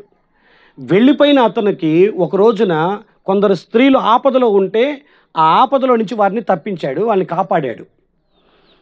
ఆ కాపాడిన విధానాన్ని చూసినటువంటి ఆ అమ్మాయిల తండ్రి దగ్గరకు వచ్చి, మాకు కొడుకులు లేరయ్యా, నువ్వు మా దగ్గరుండు, మాకు ఒక మగదిక్కులాగా ఉంటారు, నువ్వు మాతో ఉండు అని దగ్గర పెట్టుకొని తన పెద్ద కుమార్తెనిచ్చి పెళ్లి చేశాడు. అమ్మాయి పేరు సిపోరా. మోషేకి 40 ఏళ్ళు వచ్చినాయి, అప్పటికి పెద్దవాడయ్యాడు. పెళ్లి చేయటానికి తల్లిదండ్రుల దగ్గర లేరు, మంచి చెడు చూడటానికి అక్క కానీ అన్న కానీ దగ్గర లేరు. ఒంటరోడు దేశం వెళ్ళాడు. అక్కడ ఒక కుటుంబం దగ్గర తీశారు. ఇక నువ్వు మళ్ళీ వెళ్ళవు కాబట్టి, ఇతను కూడా లేదు కదా వెళ్ళాలని, కాబట్టి ఇక్కడే మా అమ్మాయిని పెళ్లి చేసుకుని ఇక్కడే ఉండంటే ఆ కుటుంబ వ్యవహారాలన్నీ చూసుకొని ఆయన అక్కడ పెళ్లి చేసుకొని 2 పిల్లల్ని కన్నాడు. ఇప్పుడు మరలా సేవకు వచ్చిన తర్వాత అప్పుడు వస్తారు ఇక మనోళ్ళు ఎవరు, అక్క అన్న వచ్చి పెదరాయుడు తీర్పులు తిరుగుతారు. ఏమని తెలుసా? కూషు దేశపు స్త్రీని ఎట్లా చేసుకుంటావురా బై నువ్వు అని. మరి అంత బాధ్యత ఉన్న వాళ్ళు 40 ఏళ్ళప్పుడు బయటకు వెళ్తున్నప్పుడు పరిగెత్తుకుంటా నువ్వు కూడా వచ్చి, రే నీకు 40 ఏళ్ళు వచ్చి నీ పెద్దోడు అయిపోయా, నీకు పెళ్లి సంబంధం చూస్తున్నాను దగ్గరికి రాని మాట్లాడతారా? మన వాళ్ళు భలే విచిత్రం చేస్తారు. పెళ్లి ఎన్ని పర్సనల్ మాట్లాడితే ఇబ్బంది పడతారు, కానీ బాధ్యతలు తీసుకోవాల్సిన టైంలో ఎవరు రారు. వాళ్ళకై వాళ్ళు ఏదో ఒక వాళ్ళ బతుకేదో వాళ్ళు బతుకుతుంటే మాత్రం మధ్యలోకి వచ్చి నువ్వు అట్లా చెయ్యకుండా ఉండాల్సింది, నువ్వు ఇలా ఉండకుండా ఉండాల్సింది అని అంటారు. అప్పుడు ఎదుట ఉన్నటువంటి మనకి కడుపులో రగులుతూ ఉంటుంది, కానీ ఏం అనలేక పెద్దోళ్ళు కదా అని చెప్పేసి కడుపాత్రాన్ని అలా పట్టుకొని ఇలా చెప్పి వెళ్ళిపోవాలి, ఇంక అంతకుమించి ఏం లేదు. ఇక్కడ జరిగిన విషయం అదే. కూషు దేశపు స్త్రీని ఎందుకు పెళ్లి చేసుకున్నా? అరే మరి మీరుండి పెళ్లి చేయాల్సిందండి యూదురాల్ని తీసుకొని వచ్చి. దేవుడు దాన్ని ఎలా చేశాడన్న సంగతి దాని కింద ఉన్న విషయాలు అర్థమవుతాయి. మోషే నా ఇల్లంతటిలో నమ్మకస్తుడు, అతని గురించి మీరు మాట్లాడిన అరే ఇంట్లో వాళ్ళు మీరే అర్థం చేసుకోకపోతే సేవకుణ్ణి, ఇంట్లో ఉన్న వాళ్ళు మీరే అర్థం చేసుకోకపోతే బయట వాళ్ళు ఏం అర్థం చేసుకుంటారు? అంటే అరణ్యంలో నుంచి బయటకు వచ్చి ఇప్పుడు సంఖ్యాకాండం దాకా వచ్చారనంటే చాలా యాత్ర జరిగింది. అంటే ఇంకా గట్టిగా ఇంకొక 5 సంవత్సరాలు అయితే మోషే గారు కూడా చనిపోతారు. 30 ఏళ్ల ప్రయాణం తర్వాత అప్పుడు మిరియాము గారికి ఎవరు అహరోను గారికి అప్పుడు అర్థమైంది, మా తమ్ముడు ఒక కూషు దేశపు స్త్రీని పెళ్లి చేసుకున్నాడు కాబట్టి దీన్ని ఖండించాల్సిందే అని. అద్భుతాలు జరిగే టైంలో, ఎర్ర సముద్రం చీల్చబడే టైంలో, లేదా బండలో నుంచి నీళ్ళు వచ్చి ఆకాశంలో నుంచి మన్నా కురిపించబడి దేవుని యొక్క ప్రత్యక్షతను పొందుకొని దేవుని మహిమంతా తన శరీరం మీద ధరించుకొని కొండ మీద నుంచి దిగొచ్చిన ఏ సందర్భంలో మోషే గారి మీద ఏం మాట్లాడలా. కానీ అంత నెమ్మదైన టైంలో మిరియాము అహరోనులు సేవకుడి మీద విరోధంగా మాట్లాడటం ప్రారంభించారు. నేను మీకు ఈ మాట అంటున్నాను, సేవకుల విషయంలో మీరు కొంచెం ఆగి ఆలోచన చేయండి. అట్లని సేవకులేం తక్కువ కాదు, అది కూడా నేను మాట్లాడతా. కొంచెం ఆగి ఆలోచన చేయండి. వాళ్ళ సమర్పణని గౌరవించండి, వాళ్ళ త్యాగాన్ని గౌరవించండి. ఎప్పుడైతే వాళ్ళ త్యాగాన్ని వాళ్ళ సమర్పణని మీరు గౌరవిస్తారో వాళ్ళని అర్థం చేసుకోవటం మొదలు పెడతారు, అపార్థం చేసుకోవటం కంటే. ఇక్కడ పర్టికులర్గా ఈ చెక్కల్లో నేను చెప్పాలనుకుంది ఏంటంటే, మనస్ఫూర్తిగా దేవుని ఎదుట నేను చెప్తున్నాను, ఈ చెక్కల్లోనైనా లేకపోతే ఈ మోపాల మండలంలోనైనా నా మీద వచ్చినటువంటి విషయాలు అన్నీ ఇన్ని కాదు. ఇక మనోడు వచ్చాడుగా, మనోడికి తెలుసు, దగ్గరుండి మరీ అప్పగిచ్చండి నన్ను. నేను రాను బాబో అన్న బాడిసికి, రావాల్సిందే అన్నాడు. వద్దులేయా అన్నానా లేదా? రా అన్నాడు. సరే నేను పోయి ఒక మీటింగ్లో జస్ట్ ఊరకు రోడ్డు మీద నుంచొని వాక్యం చెప్పా, అంతే నేను చేసిన పాతకం, అంతే. వచ్చి నుంచున్నారు. సరే ఆ రాత్రి ఏదో వదిలిపెట్టారనుకుంటే పొద్దున 12 మందినో 15 మందినో బెటాలియన్ వేసుకొని వచ్చారు మంచి చర్చికి. ఎందుకు? రాత్రి వాక్యం బాగా చెప్పేవాడిని దండేయటానికి కాదు. నువ్వెవరు పోయి మా ఊర్లోకి వచ్చి వాక్యం చెప్పడానికి అని కొడదామని వచ్చారు. ఫుల్ జ్వరంలో ఉన్నా, కుర్చీలేసి కూర్చోబెట్టా, అందరూ కూర్చున్నారు. నేను చేసిన నష్టమేం లేదు, ఎక్కడ ఏ బాడ్చిలో ఏ దొంగతనం చేయలే. నిజంగా అస్సలు ఎవరింట్లోకి వెళ్ళి బంగారం దోచుకోవాలా నేను, ఎక్కడ రాజకీయాల్లో చేతులు పెట్టలా నేను. కానీ కొట్టడానికి వచ్చారు. వాళ్ళు అర్థం చేసుకుంది ఏంటంటే, వచ్చి నేనేదో సంఘాన్ని విడగొడుతున్నానని. చెక్కల్లో కూడా మీకు అర్థం కావాలి, ప్రమాణపూర్తిగా సంఘానికి చేటు చేద్దాం అనుకొని నేను ఏ రోజు ఏ ప్రయత్నం చేయలే. ఇక్కడ ఎట్లయితే ఒక ఆయన నాకు తగిలాడో ఇక్కడ ఇంకొకరు తగిలారు నాకు. నేను అప్పుడు చెప్తానే ఉన్నా, వద్దు వద్దు వద్దు వద్దు అని. చివరికి డెడ్ లైన్ పెట్టారు, నువ్వు కాకపోతే చివరిగా ఇంక ఎక్కడికైనా పోవటానికి మేము సిద్ధంగా ఉన్నాం. అంటే సరే నేనేం చేయగలుగుతా, మహా అయితే 4 మాటలు చెప్పగలుగుతా అంతే. నిజం చెప్తున్నా నేను. కానీ నాకు వచ్చిన ఫోన్ కాల్స్ ఎలాంటివో తెలుసా, నాకు వచ్చిన బెదిరింపులు ఎలాంటివో తెలుసా? చాలా ఇబ్బందికరమైనగా మాట్లాడారు, చాలా ఇబ్బందికరంగా. ఈవెన్ పాస్టర్ ఫెలోషిప్లో కూడా నా మీద ఒక ముద్ర ఉంది, సంఘాలు చీల్చేటోడు అని. కానీ దేవుని సాక్షిగా నేను ఏ రోజు ఏ సంఘాన్ని చీల్చలే. నేను తెలియదు నాకు ఎందుకు ఇలాంటి అన్ని సిచ్యువేషన్స్ అన్నీ ఏర్పడ్డాయో కూడా. కానీ దేవుడు అనుమతించిన ఏ పరిచర్యని ఏ కారణం చొప్పున కూడా వదిలిపెట్టలేదు నేను, ఏ కారణం చొప్పున కూడా వదిలిపెట్టలేదు నేను. ఆయన చెప్పాడు, ఆ పని చేసుకుంటూ వెళ్ళిపోయినా. సేవకుల్ని అపార్థం చేసుకునేటటువంటి పరిస్థితి. నేను ఇంకో మాట మీకు కూడా ఒక క్లారిటీ ఇవ్వాలి, సంఘానంతటికి ఒక క్లారిటీ ఇవ్వాలి. అన్న సంజీవన్ ఏమయ్యాడన్న అనేది ఒక క్వశ్చన్ మార్క్ ఉంది మన వాళ్ళకి. మీకు ఒక క్లారిటీ ఇస్తాను నేను. ఏమయ్యాడు నాకే క్లారిటీ లేదు దాని విషయంలో. ఏమయ్యాడనంటే ఏం కాలా, ఆయనకి ఏదో ఇంట్లో సమస్యలు ఉన్నాయి, అవి తీర్చుకోవటానికి అన్నా నేను వెళ్ళి పరిస్థితులన్నీ చక్కబెట్టుకొని వస్తానన్నా అని వెళ్ళాడు. మనలో కొంతమందికి ఏందనంటే, అన్న సంజీవన్నను వదిలిపెట్టేసాడు. ఎందుకు వదిలిపెడతాడు నాకు అర్థం కాదు. మీ తలకాయ కొంచెం అరే ఇన్నేళ్ళు అయింది ఈ ప్రాంతానికి వచ్చి, 15 ఏళ్ళు అయింది. 15 ఏళ్లలో నా జీవితాన్ని, నా బ్రతుకుని మీరు అర్థం చేసుకున్నది ఇది అని అంటే నాకు కొంచెం బాధ అనిపిస్తుంది. యేసప్పని ఎందుకు రావట్లేదు, ఇదొకటి ఉంది నీకు అర్థం కావట్లేదు. కానీ ఇక్కడ ఇదొక గోల ఉందేడా, యేసప్పని ఎందుకు రావట్లేదు. అరే ఎందుకు రావట్లేదంటే ఏం చెబుతాం? కొన్ని విపులంగా చెప్పేవి ఉంటాయి, కొన్ని చెప్పనివి ఉంటాయి. కానీ మీ సేవకుడు ఏంటని మీకు అర్థం కాకపోతే అపార్థం తప్ప ఇంకేముంటుంది? అన్నేదో అని ఉంటాడు, అందుకే సంజీవన్ వెళ్ళిపోయాడు. అయ్యి వెళ్ళిపోలా, ఆయన చెప్పి వెళ్ళాడు. నేను గుర్తుపెట్టుకోనండి, వెళ్ళిపోతానన్న వాళ్ళని ఆపను, వస్తానన్న వాళ్ళని వద్దన్ను. ఎందుకనంటే పరిచర్య నాది కాదు కాబట్టి, సంఘం అనేది దేవుడిది కాబట్టి. ఎంతకాలం పని ఇస్తాడో అంతకాలం పని చేస్తా, ఎంతకాలం నన్ను ఇక్కడ తీసి పడేస్తాడో అప్పుడే వెళ్ళిపోతాను, అంతే. అది ఏదైనా నా దగ్గర ఉన్న వాళ్ళందరికీ ఇదే చెప్పినా నేను. ఈవెన్ కట్టడాలైనా వెళ్ళిపోమంటే వదిలిపెట్టి వెళ్ళిపోవటానికి రెడీగా ఉన్నానని చెప్పినా నేను. ఏసేపని ఎందుకు రావట్లేదని అంటారు. ఎందుకు రావట్లేదని అంటే మరి ఆ మాట ఆయన నన్ను అడగాలి, లేదా నన్ను వచ్చి అడగాలి. మీరు చెవులు కొరుక్కొని మీ చెవులన్నీ తినేసుకుంటే అట్ట. నేనేమంటానంటే, అన్నా మా సేవ మేము ఇక్కడ జరిగించుకుంటామన్నా, ఇంక ఇక్కడ కలవటానికంటే ఇక్కడ జరిగించుకుంటామన్నా అని నాతో డైరెక్ట్గా చెప్తే సరే అన్నా నేను దానికి. అంతేనా ఏసేపా? అంతే. ఇక మళ్ళీ మీరు ఎందుకు రావట్లేదు ఏసేపన్నా అని నువ్వు అడిగావు అనుకో, అప్పుడు నేను చెప్పాల్సిన క్లారిటీ ఇవన్నీ చెప్పుకుంటే బాగుంటుందా? సంగమా, హలో, హల్లెలూయా. రెప్కా నీ దగ్గరికి వచ్చి ఎందుకు రావట్లేదు ఏసేపన్నా అని అంటే అప్పుడు నేనన్నా చెప్పాలి, లేదా ఏసేపన్నా చెప్పాలి. ఏమని చెప్పాలి? నేను ఏసేపు మంచోడు కాదని అందుకే రానివ్వట్లా అని అన్నాను అనుకో, అది నేను తప్పుడు అవుతా, అంతేనా? లేదా ఏసేపు వచ్చి నన్ను మమ్మల్ని రానివ్వట్లా అందుకే మేము రావట్లే అన్నారనుకో, ఆయన తప్పుడు అవుతాడు, అంతేనా? నా మాట హలో, హల్లెలూయా. స్టెఫెన్ అని ఎందుకు రావట్లేదు అన్న, ఎందుకు రావట్లేదంటే ఏం చెప్తా? ఏదో వ్యవహారాల్లో ఉన్నాడు ఆయన, నేనేం చెప్తా దానికి? నా మాట అర్థమవుతుందా? అసలు ఎందుకు ఎవరు ఎట్లా అలుగుతున్నారో నాకు అర్థం కావట్లా. మరి ప్రభాకర్ ఎందుకు నాకేం తెలుసు, ఇదేం గోల? నువ్వు మంచోడివి కాదని అందరు వెళ్ళిపోయారు, పోనీ దేవుడికి వందనాలు. నా మాట మీకు అర్థమవుతుందా? నేను మంచోడిని అయితేనే వస్తాము అని అనుకుంటే, నేను చెడ్డోడిని అయితే వెళ్ళిపోతాం అనుకుంటే, నేను కూడా మిమ్మల్ని ప్రేమించడం మొదలుపెట్టి ఇదే స్టైల్ని ప్రేమించడం మొదలు పెడితే నన్ను ప్రేమించేటోళ్ళు దొరకరు, మిమ్మల్ని ప్రేమించేటోళ్ళు దొరకరు. మీకు అర్థమైందనే అనుకుంటున్నా. ఈ బిట్టు మాత్రం ఖచ్చితంగా డిలీట్ చేస్తానులే ఆడియోలో, అది మన పర్సనల్ విషయాలు కాబట్టి. ఇవి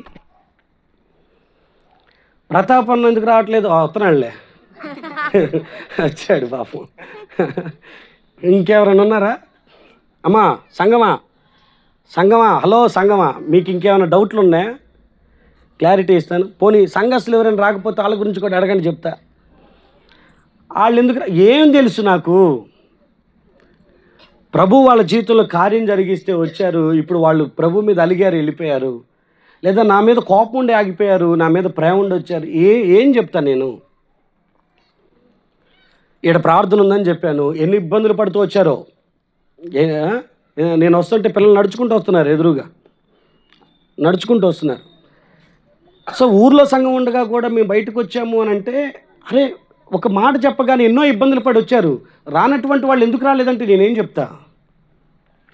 సేవకుణ్ణి అర్థం చేసుకునేటటువంటి ఆ కృప దేవుడు సంఘానికి ఇచ్చును గాక. హల్లెలూయా. సేవకుడి యొక్క దర్శనం ఏంటో మీకు అర్థం కాకపోతే, సేవకుడి యొక్క పదాలు మాటలు మీకు అర్థం కాకపోతే, అరే ఎవ్వరు ఏది చెప్పినా అది వెంటవేనా? ఎవ్వరు ఏది మాట్లాడినా అది వెంటవేనా?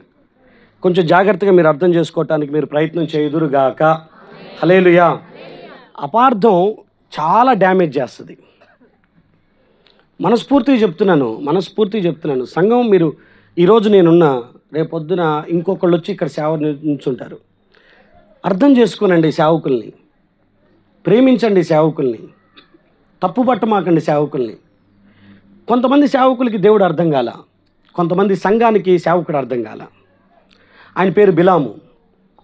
ఈ బిలాము అని ఈయన ఏమనుకుంటున్నాడనంటే, నేను నోటితో ఏదంటే అది జరిగిపోయింది కాబట్టి, వినండి, సేవకుడిగా నేను మిమ్మల్ని శపిస్తా అనుకుంటూ వెళ్తే దేవుడు చెంప మీద కొట్టినట్టు ఒక మాట మాట్లాడాడు. యాకోబులో నేను ఏ మచ్చ చూడలేదు కాబట్టి వారిని నువ్వు శపించడానికి వీలు లేదు అని అన్నాడు. కానీ ఏ సేవకుడైనా మీ దగ్గరికి వచ్చి నన్ను బాధ పెట్టావు కాబట్టి నా ఉసురు నీకు, నేను గనక ఈ కన్నీళ్లు గార్చి ప్రార్థన చేస్తే మీ ఇల్లు కూలిపోతుంది అని అన్నారనుకో, మీకు దేవుడు అర్థమయ్యాడా లేదా పాస్టర్ గారు అనాలి. అసలు మీకు దేవుడు అర్థమయ్యాడా లేడా అని అడగాలి. కాబట్టి ఎవరెవరో పెట్టిన శాపాలకి మీరు భయపడాల్సిన అవసరం లేదు.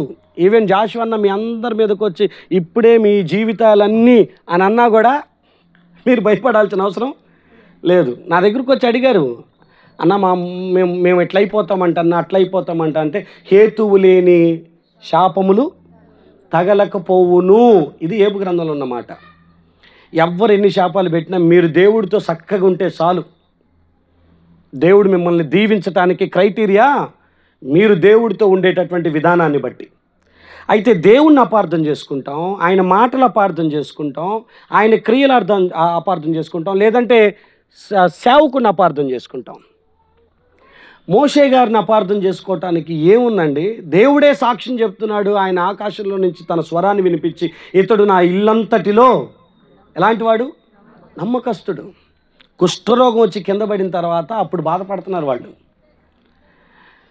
సో సేవకుడిని అపార్థం చేసుకోవటానికి మీరు ప్రయత్నం చేయమాకండి. మ్యాక్సిమం మీరు అర్థం చేసుకోవటానికి ప్రయత్నం చేయండి. ఇది ఎందుకు చెప్తున్నాడు, ఇలా ఎందుకు జరిగిస్తున్నాడు అని. ఇంకా మా విషయంలో ఇంకా కొన్ని ఘోరాలు ఏందనంటే, హైదరాబాద్ ఎందుకు వెళ్తున్నాడు ఈయన అని అంటారు. హైదరాబాద్ ఎందుకు వెళ్తున్నాడు? ఎందుకు వెళ్తాం? సంఘంతో చెప్పకూడదని సంవత్సరం ఆపి తర్వాత చెప్పా, మీరు పెడార్థాలు తెస్తున్నారని చెప్పా. అమ్మ ఏదో చిన్నగా లాయర్ ఒకటి చదువుతున్నానమ్మా అని చెప్పా. అయినా కూడా ఇంటల్లా. దేవుడు మిమ్మల్ని దీవించును గాక. ఆమెనరా ప్రేమతోనన్నా అంటే అప్పుడు దేవుడు మిమ్మల్ని దీవించును గాక. ఇట్లా చెప్తే అంటారు. ఓకే, హల్లెలూయా. సరే, అటు కుటుంబ వ్యవస్థను కూడా అపార్థం చేసుకునేటోళ్ళు ఉన్నారు. మా స్త్రీలు, మీతో ఒక 2 నిమిషాలు మాట్లాడి మళ్ళీ పురుషుల దగ్గరికి వెళ్తారు. మీ భర్తను మీరు అర్థం చేసుకోలేకపోతే, మీ భర్త కష్టాన్ని అర్థం చేసుకోలేకపోతే చాలా ఇబ్బంది. దేశాలు దాటి వెళ్ళి పనిచేసే వాళ్ళు ఉన్నారు మనలో కొంతమంది.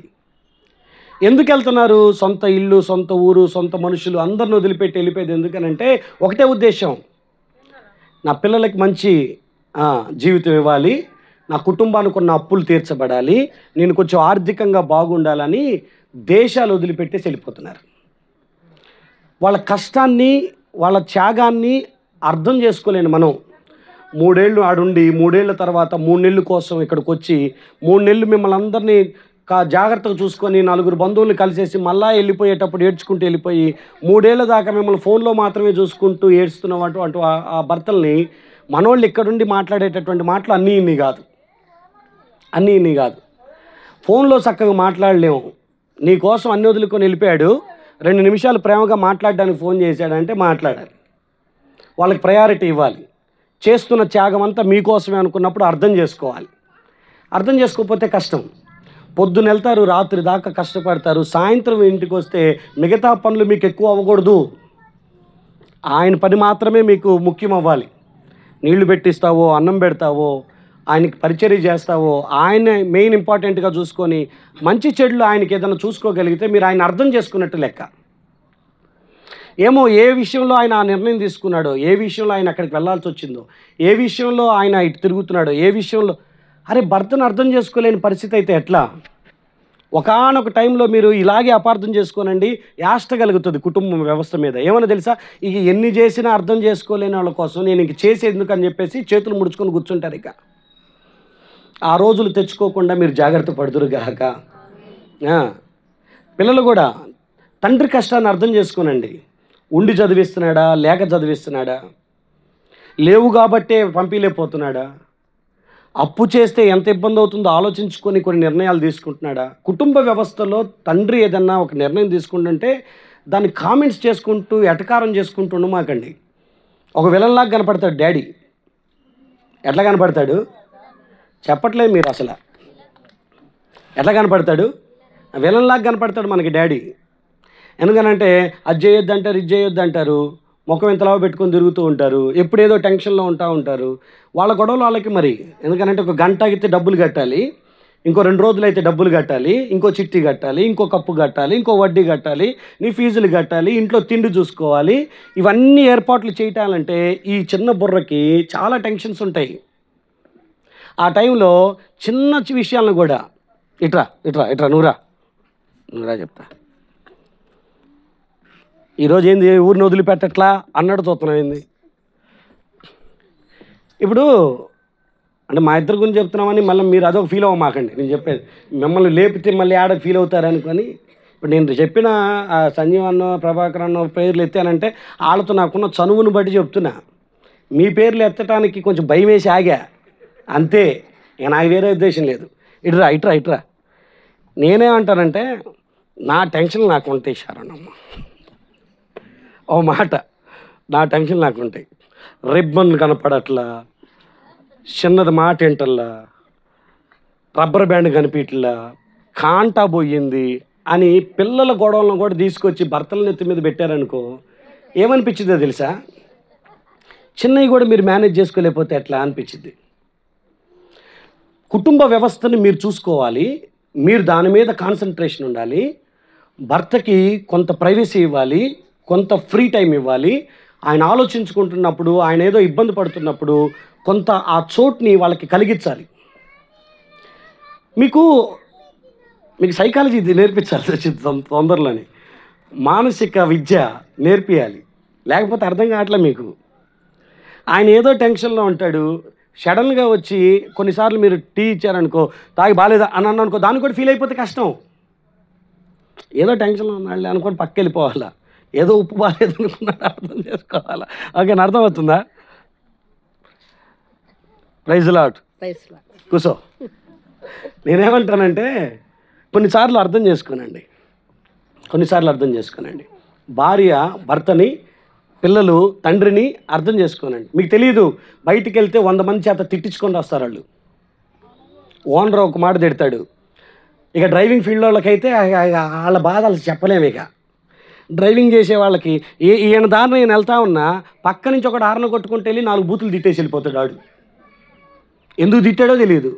ఇంకా దేవుని కృప ఏంటంటే కారుకి అద్దాలు ఉంటాయి కాబట్టి ఆడి తిట్టేది మనకు వినపడదు. వాడు లిప్ సింకింగ్ కనుక జాగ్రత్తగా గమనిస్తే పచ్చి బూతులు ఉంటాయి వాడికి. వాడు ఎందుకు తిట్టాడో అర్థం కాదు, వాడే ముందుకెళ్ళాడు, ఆడే తిట్టుకుంటూ వెళ్తాడు. ఆ తిట్లు భరిస్తారు. ఓనరు ఆయనకున్నటువంటి టెన్షన్లో వర్కర్లందరి మీద పెట్టి తిడతారు. మీ ఆయన అన్ని తిట్లు పడి ఇంటికి వస్తాడు. మాటలు అర్థం చేసుకోనండి. అంటే భర్తను అర్థం చేసుకుంటే, తండ్రిని అర్థం చేసుకుంటే కుటుంబంలో చాలా గొడవలు తగ్గిపోతాయి. కొన్ని ఇప్పుడు మీ గురించి మీకు సపోర్ట్ చేసి కొన్ని విషయాలు మాట్లాడతా. వీళ్ళు కూడా అంటే నాతో సహా ఇది రివెంజ్, నాతో సహా మిమ్మల్ని కొన్నిసార్లు అర్థం చేసుకోకుండా చాలాసార్లు అపార్థం చేసుకుంటాం. ఏంటంటే ఆ రోజంతా పని చేశారు, పొద్దున్నే తొందరగా లేకపోయారు అనుకో, ఫస్ట్ మా నోట్లో నుంచి వచ్చే మాట ఏంది? ఎంతసేపు అంటావు, మనిషివేనా, ఆడదానివేనా, ఆడపుట్టకు పుట్టావని, ఆడ మనిషి అన్నప్పుడు ఏంది, ఏదో పర్సనల్ విషయాలు టచ్ చేశానా, ఆడదానివేనా నువ్వు ఇట్లా అని ఒకవేళ మిమ్మల్ని లేపే క్రమంలో మేము అర్థం చేసుకోవాల్సింది ఏంటంటే, పాపం ఆరోగ్యం ఉందో లేదో, నడుము నొత్తుందేమో, రాత్రంతా పని చేసింది అందుకే పడుకుందేమో అని మేము ఏం చేయాలి? అది చెప్పట్లే మీరు.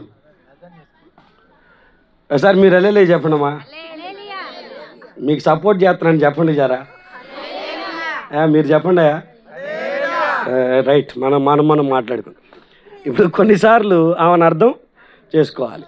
ఇప్పుడు వాళ్ళకు 100 పనులు ఆయా, పిల్లల్ని చూసుకోవాలి, ఇల్లు చూసుకోవాలి, వంట చూసుకోవాలి, మిమ్మల్ని చూసుకోవాలి. ఈ టైంలో కొంచెం ఛాయ్ లేట్ అవుతుంది పౌలన్న, కొంచెం లేట్ అవుతుంది అంతే, అంటే ఎక్కువగా కానీ కొంచెం లేట్ అవుతుంది. ఏం చేస్తాం, అందరిని చూసుకునే క్రమంలో పిల్లలకి యూనిఫామ్ వేసి వాళ్ళకి అన్నీ రెడీ చేసే క్రమంలో ఉప్పు వేయటం మర్చిపోయిద్ది అంతే కూరలో, అంతే. ఆ టైంలో ఏం చేయాలి?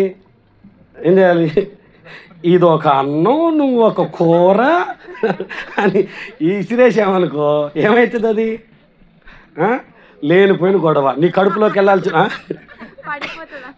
పడిపోతుంది. ఓకే, నేనేమంటానంటే కొన్నిసార్లు చిన్నయే, అంటే అర్థం చేసుకునేటం అపార్థం చేసుకునే విషయాల్లో చిన్నయే కానీ చాలా ఇంపాక్ట్ ఇస్తాయి, మనకి చాలా ఇంపాక్ట్ అవుతుంది. అర్థం చేసుకోలేము కొన్నిసార్లు. మేము కూడా తల్లిదండ్రులుగా పిల్లల్ని మేము కొన్నిసార్లు అర్థం చేసుకోలేము, ఎందుకంటే వాళ్ళేమో ఈ జనరేషన్ వాళ్ళు, మేమేమో ఆ జనరేషన్ వాళ్ళం. ఈ జనరేషన్లో ఉన్నటువంటి మెంటాలిటీలోకి మేము రావాలంటే రాలేము, మేము అప్డేట్ అవ్వలేము. కాబట్టి మీకుండే బాధలు మీకు ఉంటాయి. మీరు ఇచ్చే కంప్లైంట్లు ఆల్రెడీ విన్నా నేను కొన్ని. మీ కంప్లైంట్లు ఏంటనంటే అంత పాతకాల పొల్లాగా అని అంటారు మీరు. కానీ మా భయం ఏంటనంటే కనక ఆడపిల్లలను కన్నాం కదా అని మా భయం మాది. మా వాడే ముగ్గురిని కన్నాడాయా. ఈ మా భయాలు మాకుంటాయి. ఏమని? ఆడపిల్లలు కదా, కొంచెం మీరు కూడా ఆడపిల్లగా. ఈ మా భయాలు మాకుంటాయి కాబట్టి జాగ్రత్తలు చెప్పాల్సి వచ్చింది, ఇట్లుండు అట్లుండు అని. అది మీకు బాధ అవుతూ ఉంటుంది. మళ్ళీ కొన్ని లెక్చర్లు ఇస్తూ ఉంటాం. మీరు మమ్మల్ని ఫ్రీగా వదిలిపెడితే ఎక్కడికైనా వెళ్తే మళ్ళీ వస్తాం, కానీ మీరు పంపలేదనుకో మేమేమనిపించిందంటే అబద్ధం చెప్పి ఇక్కడికని అక్కడికి వెళ్తాం. అరే అంటే వెళ్ళకూడదని మాత్రం ఫిక్స్ అవ్వరు. వీళ్ళ తెలివి నాకు పిచ్చి లేచిపోయింది. ఇక ఏమైంది, డాడీ పంపించాలి డాడీ మమ్మల్ని. ఎక్కడికి? ఫ్రెండ్స్తో పాటు పంపించాలి. ఎక్కడికి? ఏ వయసులో? ఎందుకు? అని పరిస్థితులు బాగాలేదమ్మా అని అంటే రేపుడు ఇంతే ఎప్పుడు. అరే కొన్నిసార్లు తల్లిదండ్రులు అర్థం చేసుకోవట్లేదు అని అంటే, అరే మిమ్మల్ని అర్థం చేసుకోవటానికి చాలా ప్రయత్నాలు చేస్తున్నాం కానీ టైం ఉండట్లే. కొన్నిసార్లు మీకోసం కొన్ని పోరాటాలు ఉంటాయి. ఈరోజు అంతా పర్సనల్ గర్జి మొత్తం లోపల పెట్టుకొని మాట్లాడుతున్నాను అనుకుంటున్నారా? హల్లెలూయా. అన్న దేవుడు మిమ్మల్ని దీవించడం కాకి కాపేయండి అన్న అని అంటారేమన్నా, ఏమంటారు కదా.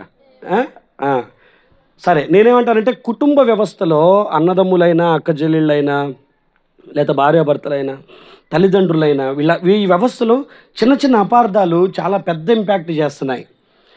సో ప్లీజ్ కొంచెం అర్థం చేసుకోనండి. ఈ భార్యాభర్తల విషయంలో నేను ప్రాముఖ్యం చెప్పేది ఏంటంటే అనుమానాలకి తావివ్వమాకండి. నిజంగా జరిగిన సంఘటన చెప్తున్నాను. అమెరికాలో ఆ న్యూస్ నేను రీడ్ చేస్తున్నప్పుడు చాలా ఒకటి నవ్వు వచ్చింది, చాలా బాధ అనిపించింది. అక్కడ ఒక లేడీ లేట్ నైట్ వర్క్ చేస్తుంది. ఇంచుమించు మిడ్ నైట్లో ఇంటికి వచ్చిందంట. 12-12:30 అవుతుంది. మిడ్ నైట్ 12:30 అవుతుంది. కొంచెం తలుపు ఆల్రెడీ అట్లా తీసుందంట. ఇక రావటంతోనే తలుపు ఎందుకు ఇట్లా తీసుండాడు ఈయన అని చెప్పేసి లోపలికి వచ్చేసేసింది. బెడ్రూమ్ తలుపు కూడా కొంచెం అలా తీసుంది. సరేనని డైరెక్ట్ బెడ్రూమ్లోకి వెళ్ళింది. బెడ్రూమ్లోకి వెళ్ళి చూస్తే ఇద్దరున్నారు, ఒక స్త్రీ ఒక పురుషుడు. ఈమెకున్న టెన్షన్ ఏందనంటే నా భర్త ఎవరినో ఇంట్లో తెచ్చుకొని మా బెడ్ మీదే ఉన్నారు వీళ్ళు అని చెప్పేసి ఆ కోపం తట్టుకోలేక బ్యాగ్ పక్కన పెట్టేసి పక్కనే ఉన్నటువంటి ఒక ఐరన్ రాడ్ తీసుకొని వెళ్ళిపోయి వాళ్ళిద్దరు తలల మీద గట్టిగా కొట్టి ఇక అక్కడికి వచ్చేసి సోఫాలో అలా కూర్చుందంట. ఈలోపు భర్త బాత్రూమ్ తలుపు తీసుకొని లోపలికి వచ్చాడంట. ఎప్పుడు వచ్చావు అన్నాడంట. నువ్వేం తేడున్నావు అన్న. మరి లోపల ఉన్నది ఎవరండి? మీ అమ్మ నాన్న వచ్చారుగా ఇందాక అని అన్నాడంట. చచ్చిపోయినారు పాపం వాళ్ళు. అరే 2 నిమిషం ఎవరో అని చెప్పి లేపితే అయిపోయే దానికి చంపేసింది. అనుమానం ఎంత అని మీరు నవ్వుతున్నారు కానీ ఆడు చచ్చిపోయారు వాళ్ళు. యాక్చువల్గా చచ్చిపోయారు వాళ్ళు. కాబట్టి కళ్ళతో చూసినవి వెంటనే అపార్థం చేసుకోవడానికి ప్రయత్నం చేయమాకండి. సో కొన్నిసార్లు కుటుంబ వ్యవస్థలో, కొన్నిసార్లు మీరు పనిచేస్తున్నటువంటి సంఘాన్ని కూడా తప్పుగా అర్థం చేసుకుంటున్నారు, లేదా సంఘం కూడా విశ్వాసాన్ని అర్థం చేసుకునే విషయంలో ఫెయిల్ అవుతున్నాం. జాగ్రత్తగా వినండి. సంఘం కొన్నిసార్లు ఎక్కడైనా ఒక చిన్న వీళ్ళ ఇంట్లో ప్రార్థన అని చెప్పినప్పుడు సంఘం అర్థం చేసుకోండి, మీరు వస్తేనే అక్కడ జనాలు ఉంటారని. హల్లెలూయా. మీరు వస్తేనే ఆ కుటుంబ ప్రార్థన సంతోషంగా జరిగిద్ది. మీకు తెలుసా, మీరు వస్తారు అనుకొని 20 మంది కోసం 30 మంది కోసం భోజనాలు వండుకొని ఎదురుగా రెడీగా కూర్చొని ఉంటారు 7:30 నుంచి 7 గంటల నుంచి. కానీ మీరేమో రీల్స్ చూసుకుంటూ కూర్చుంటూ వాళ్ళు మా ఇంటికి రాలేదు కాబట్టి మేము వాళ్ళ ఇంటికి. సంఘంలో ఈ అనైక్యత, ఈ విధానం యేసునామములో త్వరగా తొలగిపోవును గాక. వాళ్ళు రాలేదు కాబట్టి నువ్వు రాలేదు అంటే కుదరకుండా, వాళ్ళు రాలేదు కానీ నువ్వు వెళ్ళావనుకో ఈసారి వాళ్ళు ఖచ్చితంగా రావటానికి ప్రయత్నం చేస్తారు. లేదా నీ బాధ్యత ఏదో నువ్వు నెరవేర్చు. సంఘంలో ఎవరైనా ఇక్కడ నిలబడి ఏదన్నా చెప్పారు అంటే దాని అర్థం వాళ్ళ కోసం మీరు ప్రార్థన చేయాలని. అందుకే చెప్తారు సాక్ష్యాలు. మీరు నవ్వుకోవటానికో, మీరు ఎగతాళి చేయటానికో, సాక్ష్యం కూడా చెప్పడం కూడా రాదా అని మీ చేత తిట్టించుకోవటానికో చెప్పరు వాళ్ళు సాక్ష్యాలు. వాళ్ళు చెప్పిన సాక్ష్యాల్లో చిన్న చిన్న తప్పులు దొరులుండొచ్చేమో కానీ వాళ్ళ ఇంటెన్షన్ అర్థం చేసుకొని వాళ్ళ సమస్యను రాసుకొని ప్రార్థన చేయాల్సిన సంఘం ఎటకారం చేస్తుంది, ఎడ్డిస్తుంది. పాట రాని వాళ్ళు ఎప్పుడైనా వాళ్ళకి అవకాశం వచ్చి పాట పాడుతుంటే వాళ్ళు గోల్ చేయడానికి ప్రయత్నం చేస్తుంది సంఘం. అమ్మ అలా కాదు, ఇలా పాడు అని చెప్పటానికి నోరు రాని ప్రతి నోరు కామెంట్స్ చేయడానికి మాత్రం రెడీ అయిపోతుంది. అవును, రాలేదు, పాట సరిగ్గా రాలేదు, కాకపోతే ఈరోజు కాకపోతే 30వ రోజున మంచిగా పాడతాడేమో. హల్లెలూయా చెప్పట్లేదు మీరు, హల్లెలూయా. అది ఎడ్డించటం ఆపేయండి. రానిది ఒకవేళ వాళ్ళు మళ్ళీ నేర్చుకుంటారేమో అవకాశం ఇస్తే దాన్ని మీరు సరిగ్గా అర్థం చేసుకోండి. సంఘం కొన్ని విషయాల్లో మీకు ఇలాంటి విధానాలు తెలియకపోతే ఇబ్బంది అయింది. మీరు పనిచేసే జాగాలో మీ ఓనర్ని అర్థం చేసుకోనండి. ఎప్పుడు ప్రేమగా ఉండేవాడు ఆ రోజు కొంచెం గరం అయ్యాడనంటే ఏదో సమస్య ఉందనుకొని 2 నిమిషాలు ఆయన తిట్లు మౌనంగా ఉండండి. ప్రసంగి గ్రంథం చెప్పిద్ది, ఇదిగో మీ యజమాని మిమ్మల్ని ఎప్పుడైనా ఏదనంటే మీరు కోపంతో ఆ పనిలో నుంచి పక్కకి వెళ్ళిపోవద్దు, ఓర్పు గొప్ప ద్రోహకార్యాలు జరగకుండా ఆపుతుంది అని. మీ వర్కరు ఎప్పుడైనా ఏదైనా ఇబ్బందికరమైన పరిస్థితుల్లోకి వెళ్ళాడు అనుకోండి, కొన్నిసార్లు అర్థం చేసుకోవడానికి ప్రయత్నం చేయండి, లేకపోతే చాలా ఇబ్బందులు అవుతాయి. సరే, ఇంతకీ ఈ అపార్థాలు ఎందుకు జరుగుతాయి అనంటే దాదొక్కటి నేను చెప్పి నేను వాక్యాన్ని ముగిస్తాను. ఎందుకు అపార్థాలు జరుగుతాయి అనంటే గుడ్ కమ్యూనికేషన్ లేకపోవటం. గుర్తుపెట్టుకోనండి, ఏదన్నా ఏ విషయం అపార్థం అవుతుంది, అర్థం కావట్లేదంటే దాని అర్థం నువ్వు సరిగ్గా వింటలేదని. నీ భర్త చెప్పేది పెడచెవిని పెట్టి సగం వింటున్నావు, అందుకే నీకు అర్థం కావట్లేదు. నీ భార్య చెప్పేది సగం విన్నావు, సగం అర్థం కాలేదు. నువ్వు ఎప్పుడైతే తక్కువ వింటావో, అంటే నువ్వు పూర్ లిజనర్ అనుకో, తక్కువ వినేవాడివి అనుకో, ఎదుటోడు మాట లోపలికి వెళ్ళేదాకా వినే ఓపిక లేనివాడు అనుకో, నీకు అన్నీ అపార్థాలే. ఎక్స్ప్లెయిన్ చేస్తున్నప్పుడు వినండి పూర్తిగా, ఇదిగో ఇట్లా జరిగింది, ఇలా జరిగింది, ఇలా జరిగింది, ఇలా జరిగింది అని ఎక్స్ప్లెయిన్ చేసేటప్పుడు వినండి. రెండోది, నేను ఇంకో మాట చెప్తున్నాను, చెప్పినటువంటి అంటే ఇప్పుడు ఏదైతే మనం ఒక వ్యక్తి మాట వింటామో ఆ వ్యక్తి మాట అతిగా నమ్మినా కూడా అపార్థాలే వస్తాయి. నా మాట అర్థం చేసుకోండి అమ్మా. మీరు ఎవరినైతే అతిగా నమ్ముతారో వాళ్ళ మాటలు మీకు ఖచ్చితంగా అంటే ఎంత వింటారో అంత ఆ చెప్పిన వ్యక్తి మీద ఉన్న గౌరవాన్ని బట్టి వీళ్ళందరినీ అపార్థం చేసుకుంటాం. అంటే ఇప్పుడు నేను చెప్తున్నాను, నేను నా భార్య మీద సాడీలు చెప్పాను అనుకో, మీకు నా మీద ఉన్న ఇష్టం ఆమె చేసినవన్నీ నిజం అనుకుంటారు మీరు, నేను చెప్పినవన్నీ నిజమే అనుకుంటారు, ఆమెను అపార్థం చేసుకుంటారు.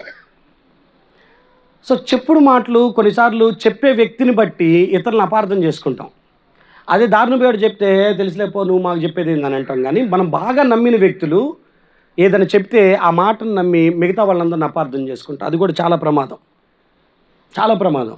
మనకు బాగా ఇష్టం వాళ్ళు ఏది చెప్తే అది మనం నమ్మేస్తే మాత్రం చాలా ఇబ్బంది, అందరిని అపార్థం చేసుకుంటాం.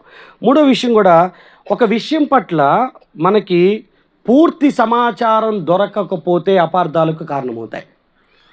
పూర్తి సమాచారం మనకు తెలియకుండా ఉంటే అపార్థాలు అవుతాయి. మీకు ఒక చిన్న స్టోరీ చెప్తాను, మిమ్మల్ని చూస్తుంటే బాధ అవుతుంది కాబట్టి ఒక చిన్న స్టోరీ చెప్తాను. అనగనగా ఒక రాజుగారు ఉన్నారంట, పొద్దున్నే అట్లా బయటకు వచ్చారంట వాకింగ్కి. అలా బయటికి వెళ్ళిన తర్వాత ఇటు వచ్చేయండి అమ్మ, వర్షం పడి. అలా వాకింగ్కి వెళ్తే పొద్దున్నే అక్కడ ఒక చెట్టు కనపడితే ఒక వేప పుల్ల ఇలా ఇరిచాడంట.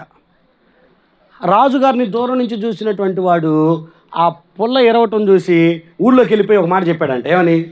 తేజ రాజుగారు యాప పుల్లతో ముఖం కడుక్కుంటున్నారు అని.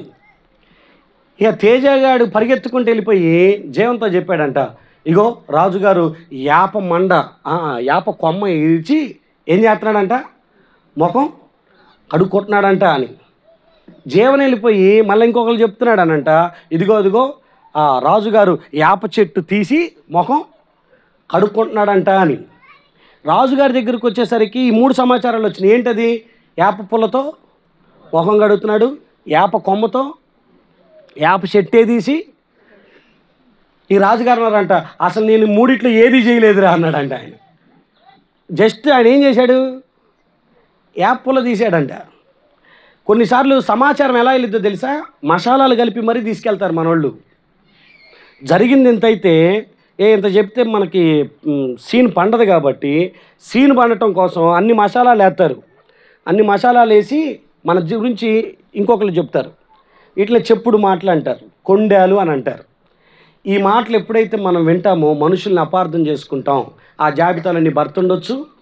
నాకు కొన్నిసార్లు అర్థం కాని విషయం ఏంటో తెలుసా? భర్త కంటే ఎక్కువ ఇష్టం చెప్పుడు మాటలు చెప్పేవాళ్ళంటే. వాళ్ళు చెప్పిన మాట మీద ఎంత నమ్మకం అంటే వచ్చి కూర్చొని ఇది ఇలా జరిగిందంట మరి ఏంటని అడగటానికి మనం రెడీగా ఉండం. మనస్ఫూర్తిగా చెప్తున్నాను, పూర్తి సమాచారం వచ్చేంత వరకు ఓపికతోనే ఉందుముగాక. హల్లెలూయా చెబుతాం గట్టిగా ఒకసారి, హల్లెలూయా. కమలా గురించి నాకేదన్నా వినపడింది అని అంటే ముందు నేను ఎంక్వైరీ చేసుకొని కమలా గురించి నేను విన్నది పూర్తిగా నిజం అనుకుంటేనే ఒక నిర్ధారణకు రావాలి. నాకు విక్టోరియా చెప్పింది ప్రామాణికం అవ్వకూడదు.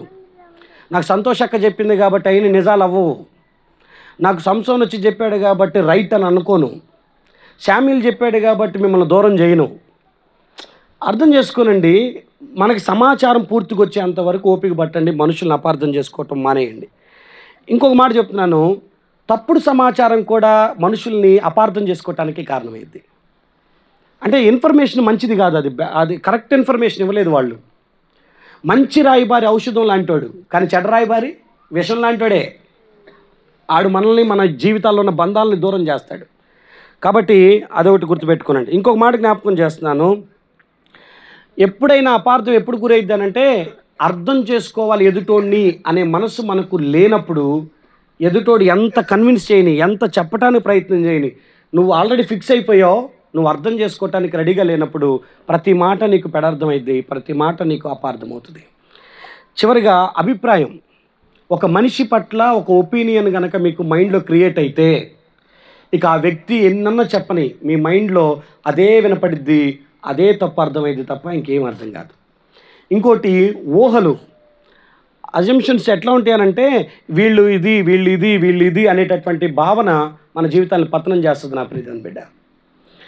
ఇప్పుడు మీరు అపార్థం చేసుకోవటం వలన చాలా డ్యామేజెస్ ఎలా ఉన్నాయో సరిగ్గా అర్థం చేసుకోకపోతే, కొన్ని ముందుగా అర్థం చేసుకోకపోతే కూడా డ్యామేజెస్ ఉంటాయి. నేను ఒక్కటి చెప్పి ముగించేస్తాను. న్యాయాధిపతుల గ్రంథం 16వ అధ్యాయం సంసోను దగ్గర దెలీలా ఒక మాట చెప్పింది. సంసోను నీ బలము ఎక్కడుంది అని అడిగితే ఆయన ఏదేదో చెప్పుకుంటూ వచ్చాడు.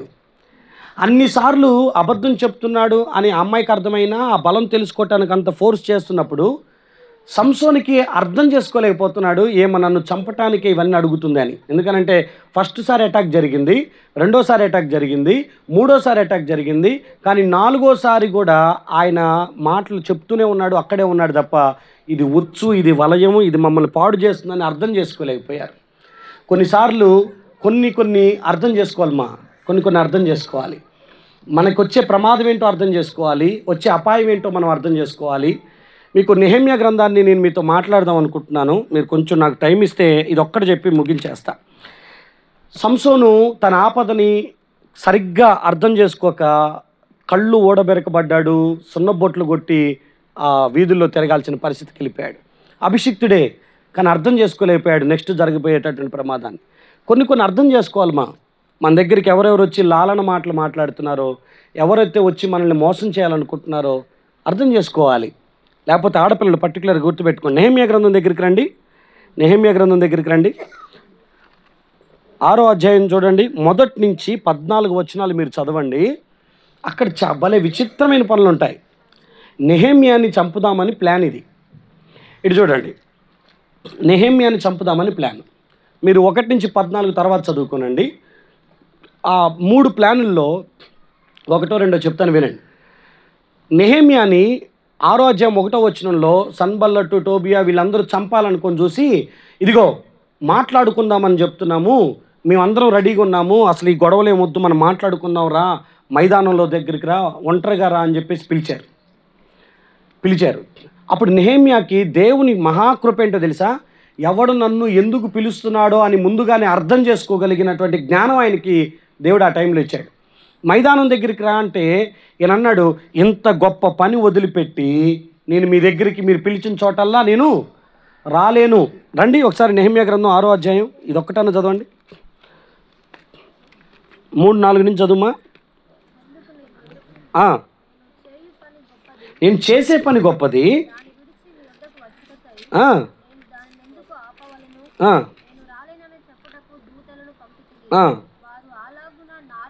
బాబా 4 సార్లు ఇదే ప్లాను. రా వెళ్దాం రా. ఇక ఇక్కడ ఉంది కదా షారోన్ అక్కోల అన్న, మంచి వయసులో ఉన్నప్పుడు 16, 17 ఉంటాయా, 20 ఉంటాయా, పెళ్ళయింది కూడా. పెళ్ళైన వ్యక్తిని ఫ్రెండ్స్ బయటికి వెళ్దాంరా, నదిలో ఆడుకుందాంరా అని తీసుకెళ్ళారంట. వెళ్ళిపోయాడు. ఫ్రెండ్స్ అందరూ కలిసి నదిలో అలా ముంచేసేసి, అమరావతిలో అట్లా ముంచేసేసి చంపేసేసారు. శవం తీసుకొచ్చి ఆడ పెట్టారు. ఆడుకుంటున్నాం నీళ్ళల్లో, చచ్చిపోయాడని. ఇక ఇక్కడ ఉన్నాడు కదా అన్న, మరి వీడి పేరు చెప్పొచ్చో లేదో నాకు తెలియదు, కానీ ఇక్కడ మన తమ్ముడు ఉన్నాడు. ఫ్రెండ్సే బయటికి తీసుకెళ్ళారంట. వాడు ఇంటికాడ కొట్టబడిన తర్వాత నేను అడిగితే పిలిచింది ఫ్రెండ్ అన్న, అందుకని వెళ్ళాను. ఊరు బయటికి తీసుకెళ్ళిపోయి బాగా కొట్టేశారండి. 4 సార్లు పిలిచారంట. 4 సార్లు రా మైదానం అందు మాట్లాడుకుందాం దా అని. నెహెమ్యా అన్నాడు, ఇదిగో ఇంత గొప్ప పని వదిలిపెట్టుకొని నేను రాలేను అని. తర్వాత మరలా అక్కడి నుంచి ఇదిగో ఇతడు రాజుకు వ్యతిరేకంగా పనిచేస్తున్నాడు అనేటటువంటి లేఖ, అంటే ఒక సమాచారం తీసుకొచ్చి ఆ సమాచారాన్ని బట్టి నెహెమ్యాని చంపేద్దామని అనుకున్నారు. దాని విషయంలో కూడా నెహెమ్యా తప్పించుకున్నాడు. మూడోది, ఇదిగో నిన్ను చంపాలని చూస్తున్నారు ఈ రాత్రి, కాబట్టి అక్కడెక్కడ దాక్కుంటే నేను చచ్చిపోతావు, కాబట్టి దేవాలయంలో ఉన్నటువంటి గర్భగుడిలోకి వెళ్ళి దాక్కో అని చెప్పారు. దేవాలయంలోకి వెళ్ళి గర్భగుడిలో దాక్కోమంటే ఈయన గనక ఆ టైంలో గర్భగుడిలోకి వెళ్ళిపోతే యాజకులు మాత్రమే వెళ్ళాల్సినటువంటి స్థలంలోనికి నెహెమ్యా ఎలా వెళ్ళాడు అని తప్పుబట్టి ఆ ఊరి నుంచి ఆయన తరిమేయటమో చంపేయటమో చేస్తారు. ఈ 3 ప్లానుల్లో ఆయనకు అర్థమైనటువంటి జ్ఞానం ఏంటి తెలుసా? వీళ్ళు నాకు ఆపద కలిగించటం కోసం ఇవన్నీ చేస్తున్నారని ఎరిగిన వాడై ఆయన వీటన్నిటి నుంచి తప్పించుకున్నాడంట. అపాయాన్ని ముందుగా అర్థం చేసుకోగలిగే కృప దేవుడు ఇక్కడున్న మనందరికీ అనుగ్రహించునుగాక. పర్టికులర్గా ఆడవాళ్ళకి మీకు మాట చెప్తాను, ఏదన్నా ఇది మనకి ఎర, అది మనకు ఉచ్చు, అది మనకు వలయం, అది మనకు బోను, మనల్ని చంపేసిద్ది అని అనుకుంటే ముందుగానే అర్థం చేసుకోనండి. వాడు మా ఫ్రెండ్ కాబట్టి వాడు ఇచ్చిన బాటిల్ తాగేస్తా, వాడు నా ఫ్రెండ్ కాబట్టి వాడు తిన్నదే నేను తింటా, నా ఫ్రెండ్ చెప్పాడు కాబట్టి నేను తాగుతా, నా ఫ్రెండ్ చెప్పాడు కాబట్టి నేను నమ్ములుతా, నా ఫ్రెండ్ చెప్పాడు కాబట్టి నేను ఎక్కడికంటే అక్కడికి వెళ్ళిపోతానంటే అదే ఫ్రెండ్ ఒక రోజున నీ నాశనాన్ని కూడా కోరతాడు. నా ప్రియదేవుని బిడ్డ, ఇంట్లో వాళ్ళు ఏడుస్తున్నారు నిన్ను బట్టి, అయ్యో వీడు ఇంకెప్పటికీ అర్థం చేసుకుంటాడు వాళ్ళ ఫ్రెండ్స్ వీడిని నాశనం చేస్తున్నారని, అయ్యో వాళ్ళు ఇంకెప్పుడు అర్థం చేసుకుంటాడు, వాళ్ళు ఆధ్యాత్మికంగా పతనం చేస్తూ శారీరకంగా పతనం చేస్తున్నారని, నా భర్తకు అర్థం కావట్లేదు, నా కొడుకు అర్థం కావట్లేదని ఏడుస్తున్న తల్లిదండ్రులు భార్యలు లేకపోలేదు. నా ప్రియదేవుని బిడ్డ, మీకు చేతులు మొక్కి జ్ఞాపకం చేసేది ఏంటంటే ముందుగానే అర్థం చేసుకొని కొన్ని ఆపదల నుంచి మనం విడిపించబడుదుము గాక. మోకరించండి, కళ్ళు మూసుకునండి, ఒక చిన్న మాట ప్రార్థన చేసుకుందాం. మోకరించండి, కళ్ళు మూసుకునండి, ఒక చిన్న మాట ప్రార్థన చేసుకుందాం. యాకోబు పత్రిక 1వ అధ్యాయం 19వ వచనం, వినుటకు వేగిరపడండి, మాట్లాడుటకు నిదానించండి అని చెప్పింది వాక్యం. ఎంత వింటామో ప్రజలను అంతగా అర్థం చేసుకుంటాం. ఇంకొక మాట జ్ఞాపకం చేస్తున్నాను, మనుషుల విషయంలో పాజిటివ్ మెంటాలిటీతో ఉండండి. మ్యాక్సిమం సాధ్యమైనంత వరకు పాజిటివ్గా ఉండండి.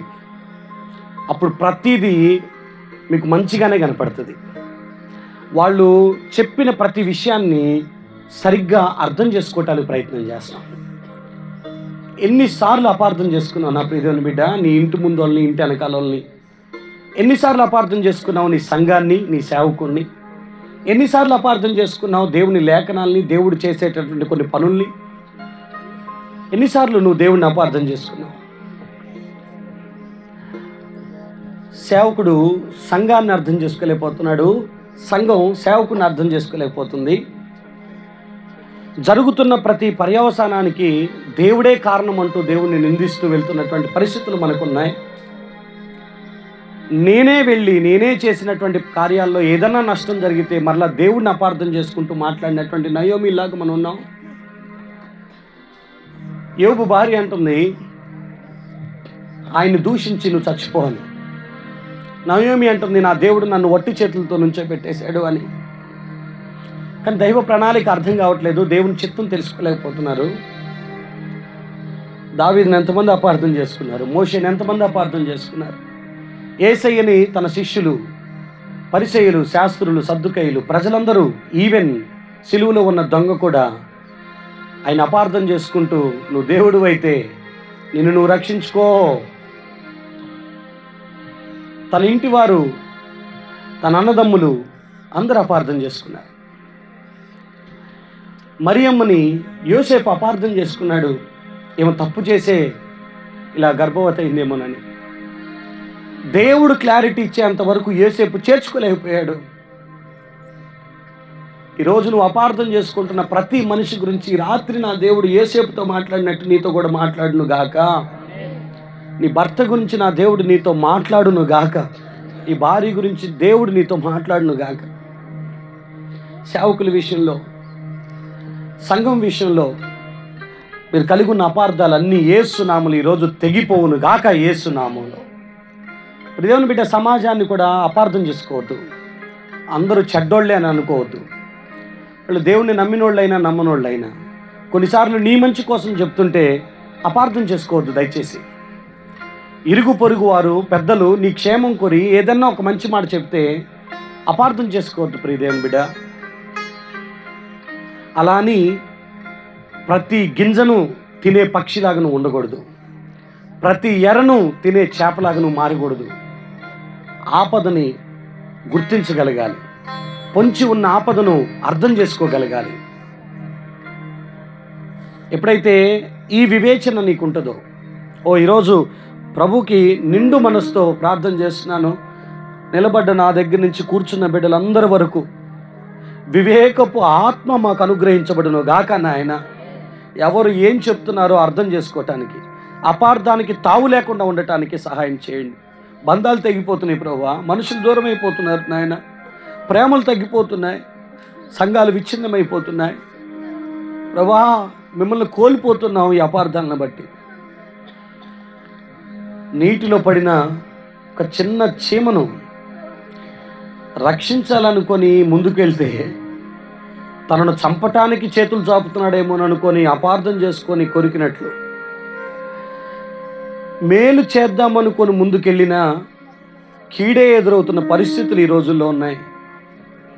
అవును, కారణం ఏంటంటే నా మనసు వాళ్ళకి తెలియదు, నేనేం చేయాలనుకుంటున్నానో వారికి తెలియదు, నా దర్శనం ఏంటో నా పిలుపు ఏంటో వారికి తెలియదు. నేను అడగక మునిపే వారికి చేసే ప్రతి సహాయం వారికి చేటైపోతుంది. కొన్నిసార్లు చేసే చేతులు కూడా వాళ్ళు నన్ను అపార్థం చేసుకున్నారని వెనక్కి వెళ్ళిపోతాయేమో. యేసయ్యా, ఆ ప్రమాదంలో మీరు పడకుండా సహాయం చేయండి. నా చెల్లెలను మీ చేతులకు అప్పగిస్తున్నాను. ఆపదను ముందుగానే గుర్తించాలి వాళ్ళు. అయ్యా, చిన్న బిడ్డల్ని మీ చేతులకు అప్పగిస్తున్నాను. వాళ్ళ తల్లిదండ్రుల కష్టాన్ని వాళ్ళు గుర్తెరగాలి. అయ్యా, భర్త కష్టాన్ని భార్య తెలుసుకోవాలి, భార్య కష్టాన్ని భర్త అర్థం చేసుకోవాలి. చాలా తప్పిదాలు చేసాం ప్రభువా, చాలా తప్పిదాల్లో పడ్డాం. అయ్యా, నేనైతే ముఖ్యంగా నా భార్యను, నా పిల్లలను, నా సంఘాన్ని, నా స్నేహితుల్ని, నా బిడ్డల్ని మేము అర్థం చేసుకోలేకపోయాం. నన్ను క్షమించు దేవా, నన్ను క్షమించు, నన్ను క్షమించు. వారి పట్ల నేను కలిగి ఉన్న వైఖరిని క్షమించు, వారి పట్ల నేను కలిగి ఉన్న అభిప్రాయాన్ని క్షమించు, వారి గురించి పూర్తి సమాచారం లేకపోయినా అపార్థం చేసుకున్న స్థితిని క్షమించు ప్రభా. వారి గురించి నాకు వినపడిన తప్పుడు సమాచారం అంతా నిజం అనుకొని అపార్థం చేసుకున్న విషయాలను క్షమించు ప్రభా. ఎన్ని రకాలుగా వారిని దూరం చేసుకున్నాను, ఎన్ని రకాలుగా వారిని బాధ పెట్టాను, ఎన్ని రకాలుగా వారిని నేను దూరం చేసుకున్నాను ప్రభా. నన్ను క్షమించు. ఒకవేళ నన్ను వారు సరిగ్గా అర్థం చేసుకోలేకపోతే యేసేపుకి క్లారిటీగా నువ్వు ప్రత్యక్షతనిచ్చినట్టు నా పట్ల నా బిడ్డలకి ఓ ప్రత్యక్షతనివ్వండి, సంఘాలకు ప్రత్యక్షతనివ్వండి. సహాయం చేసి మీ నామాన్ని మహిమ తెచ్చుకొనమని యేసు నామములో ప్రార్థన అడిగి పొందుకొనుచున్నాము తండ్రి. ఆమేన్.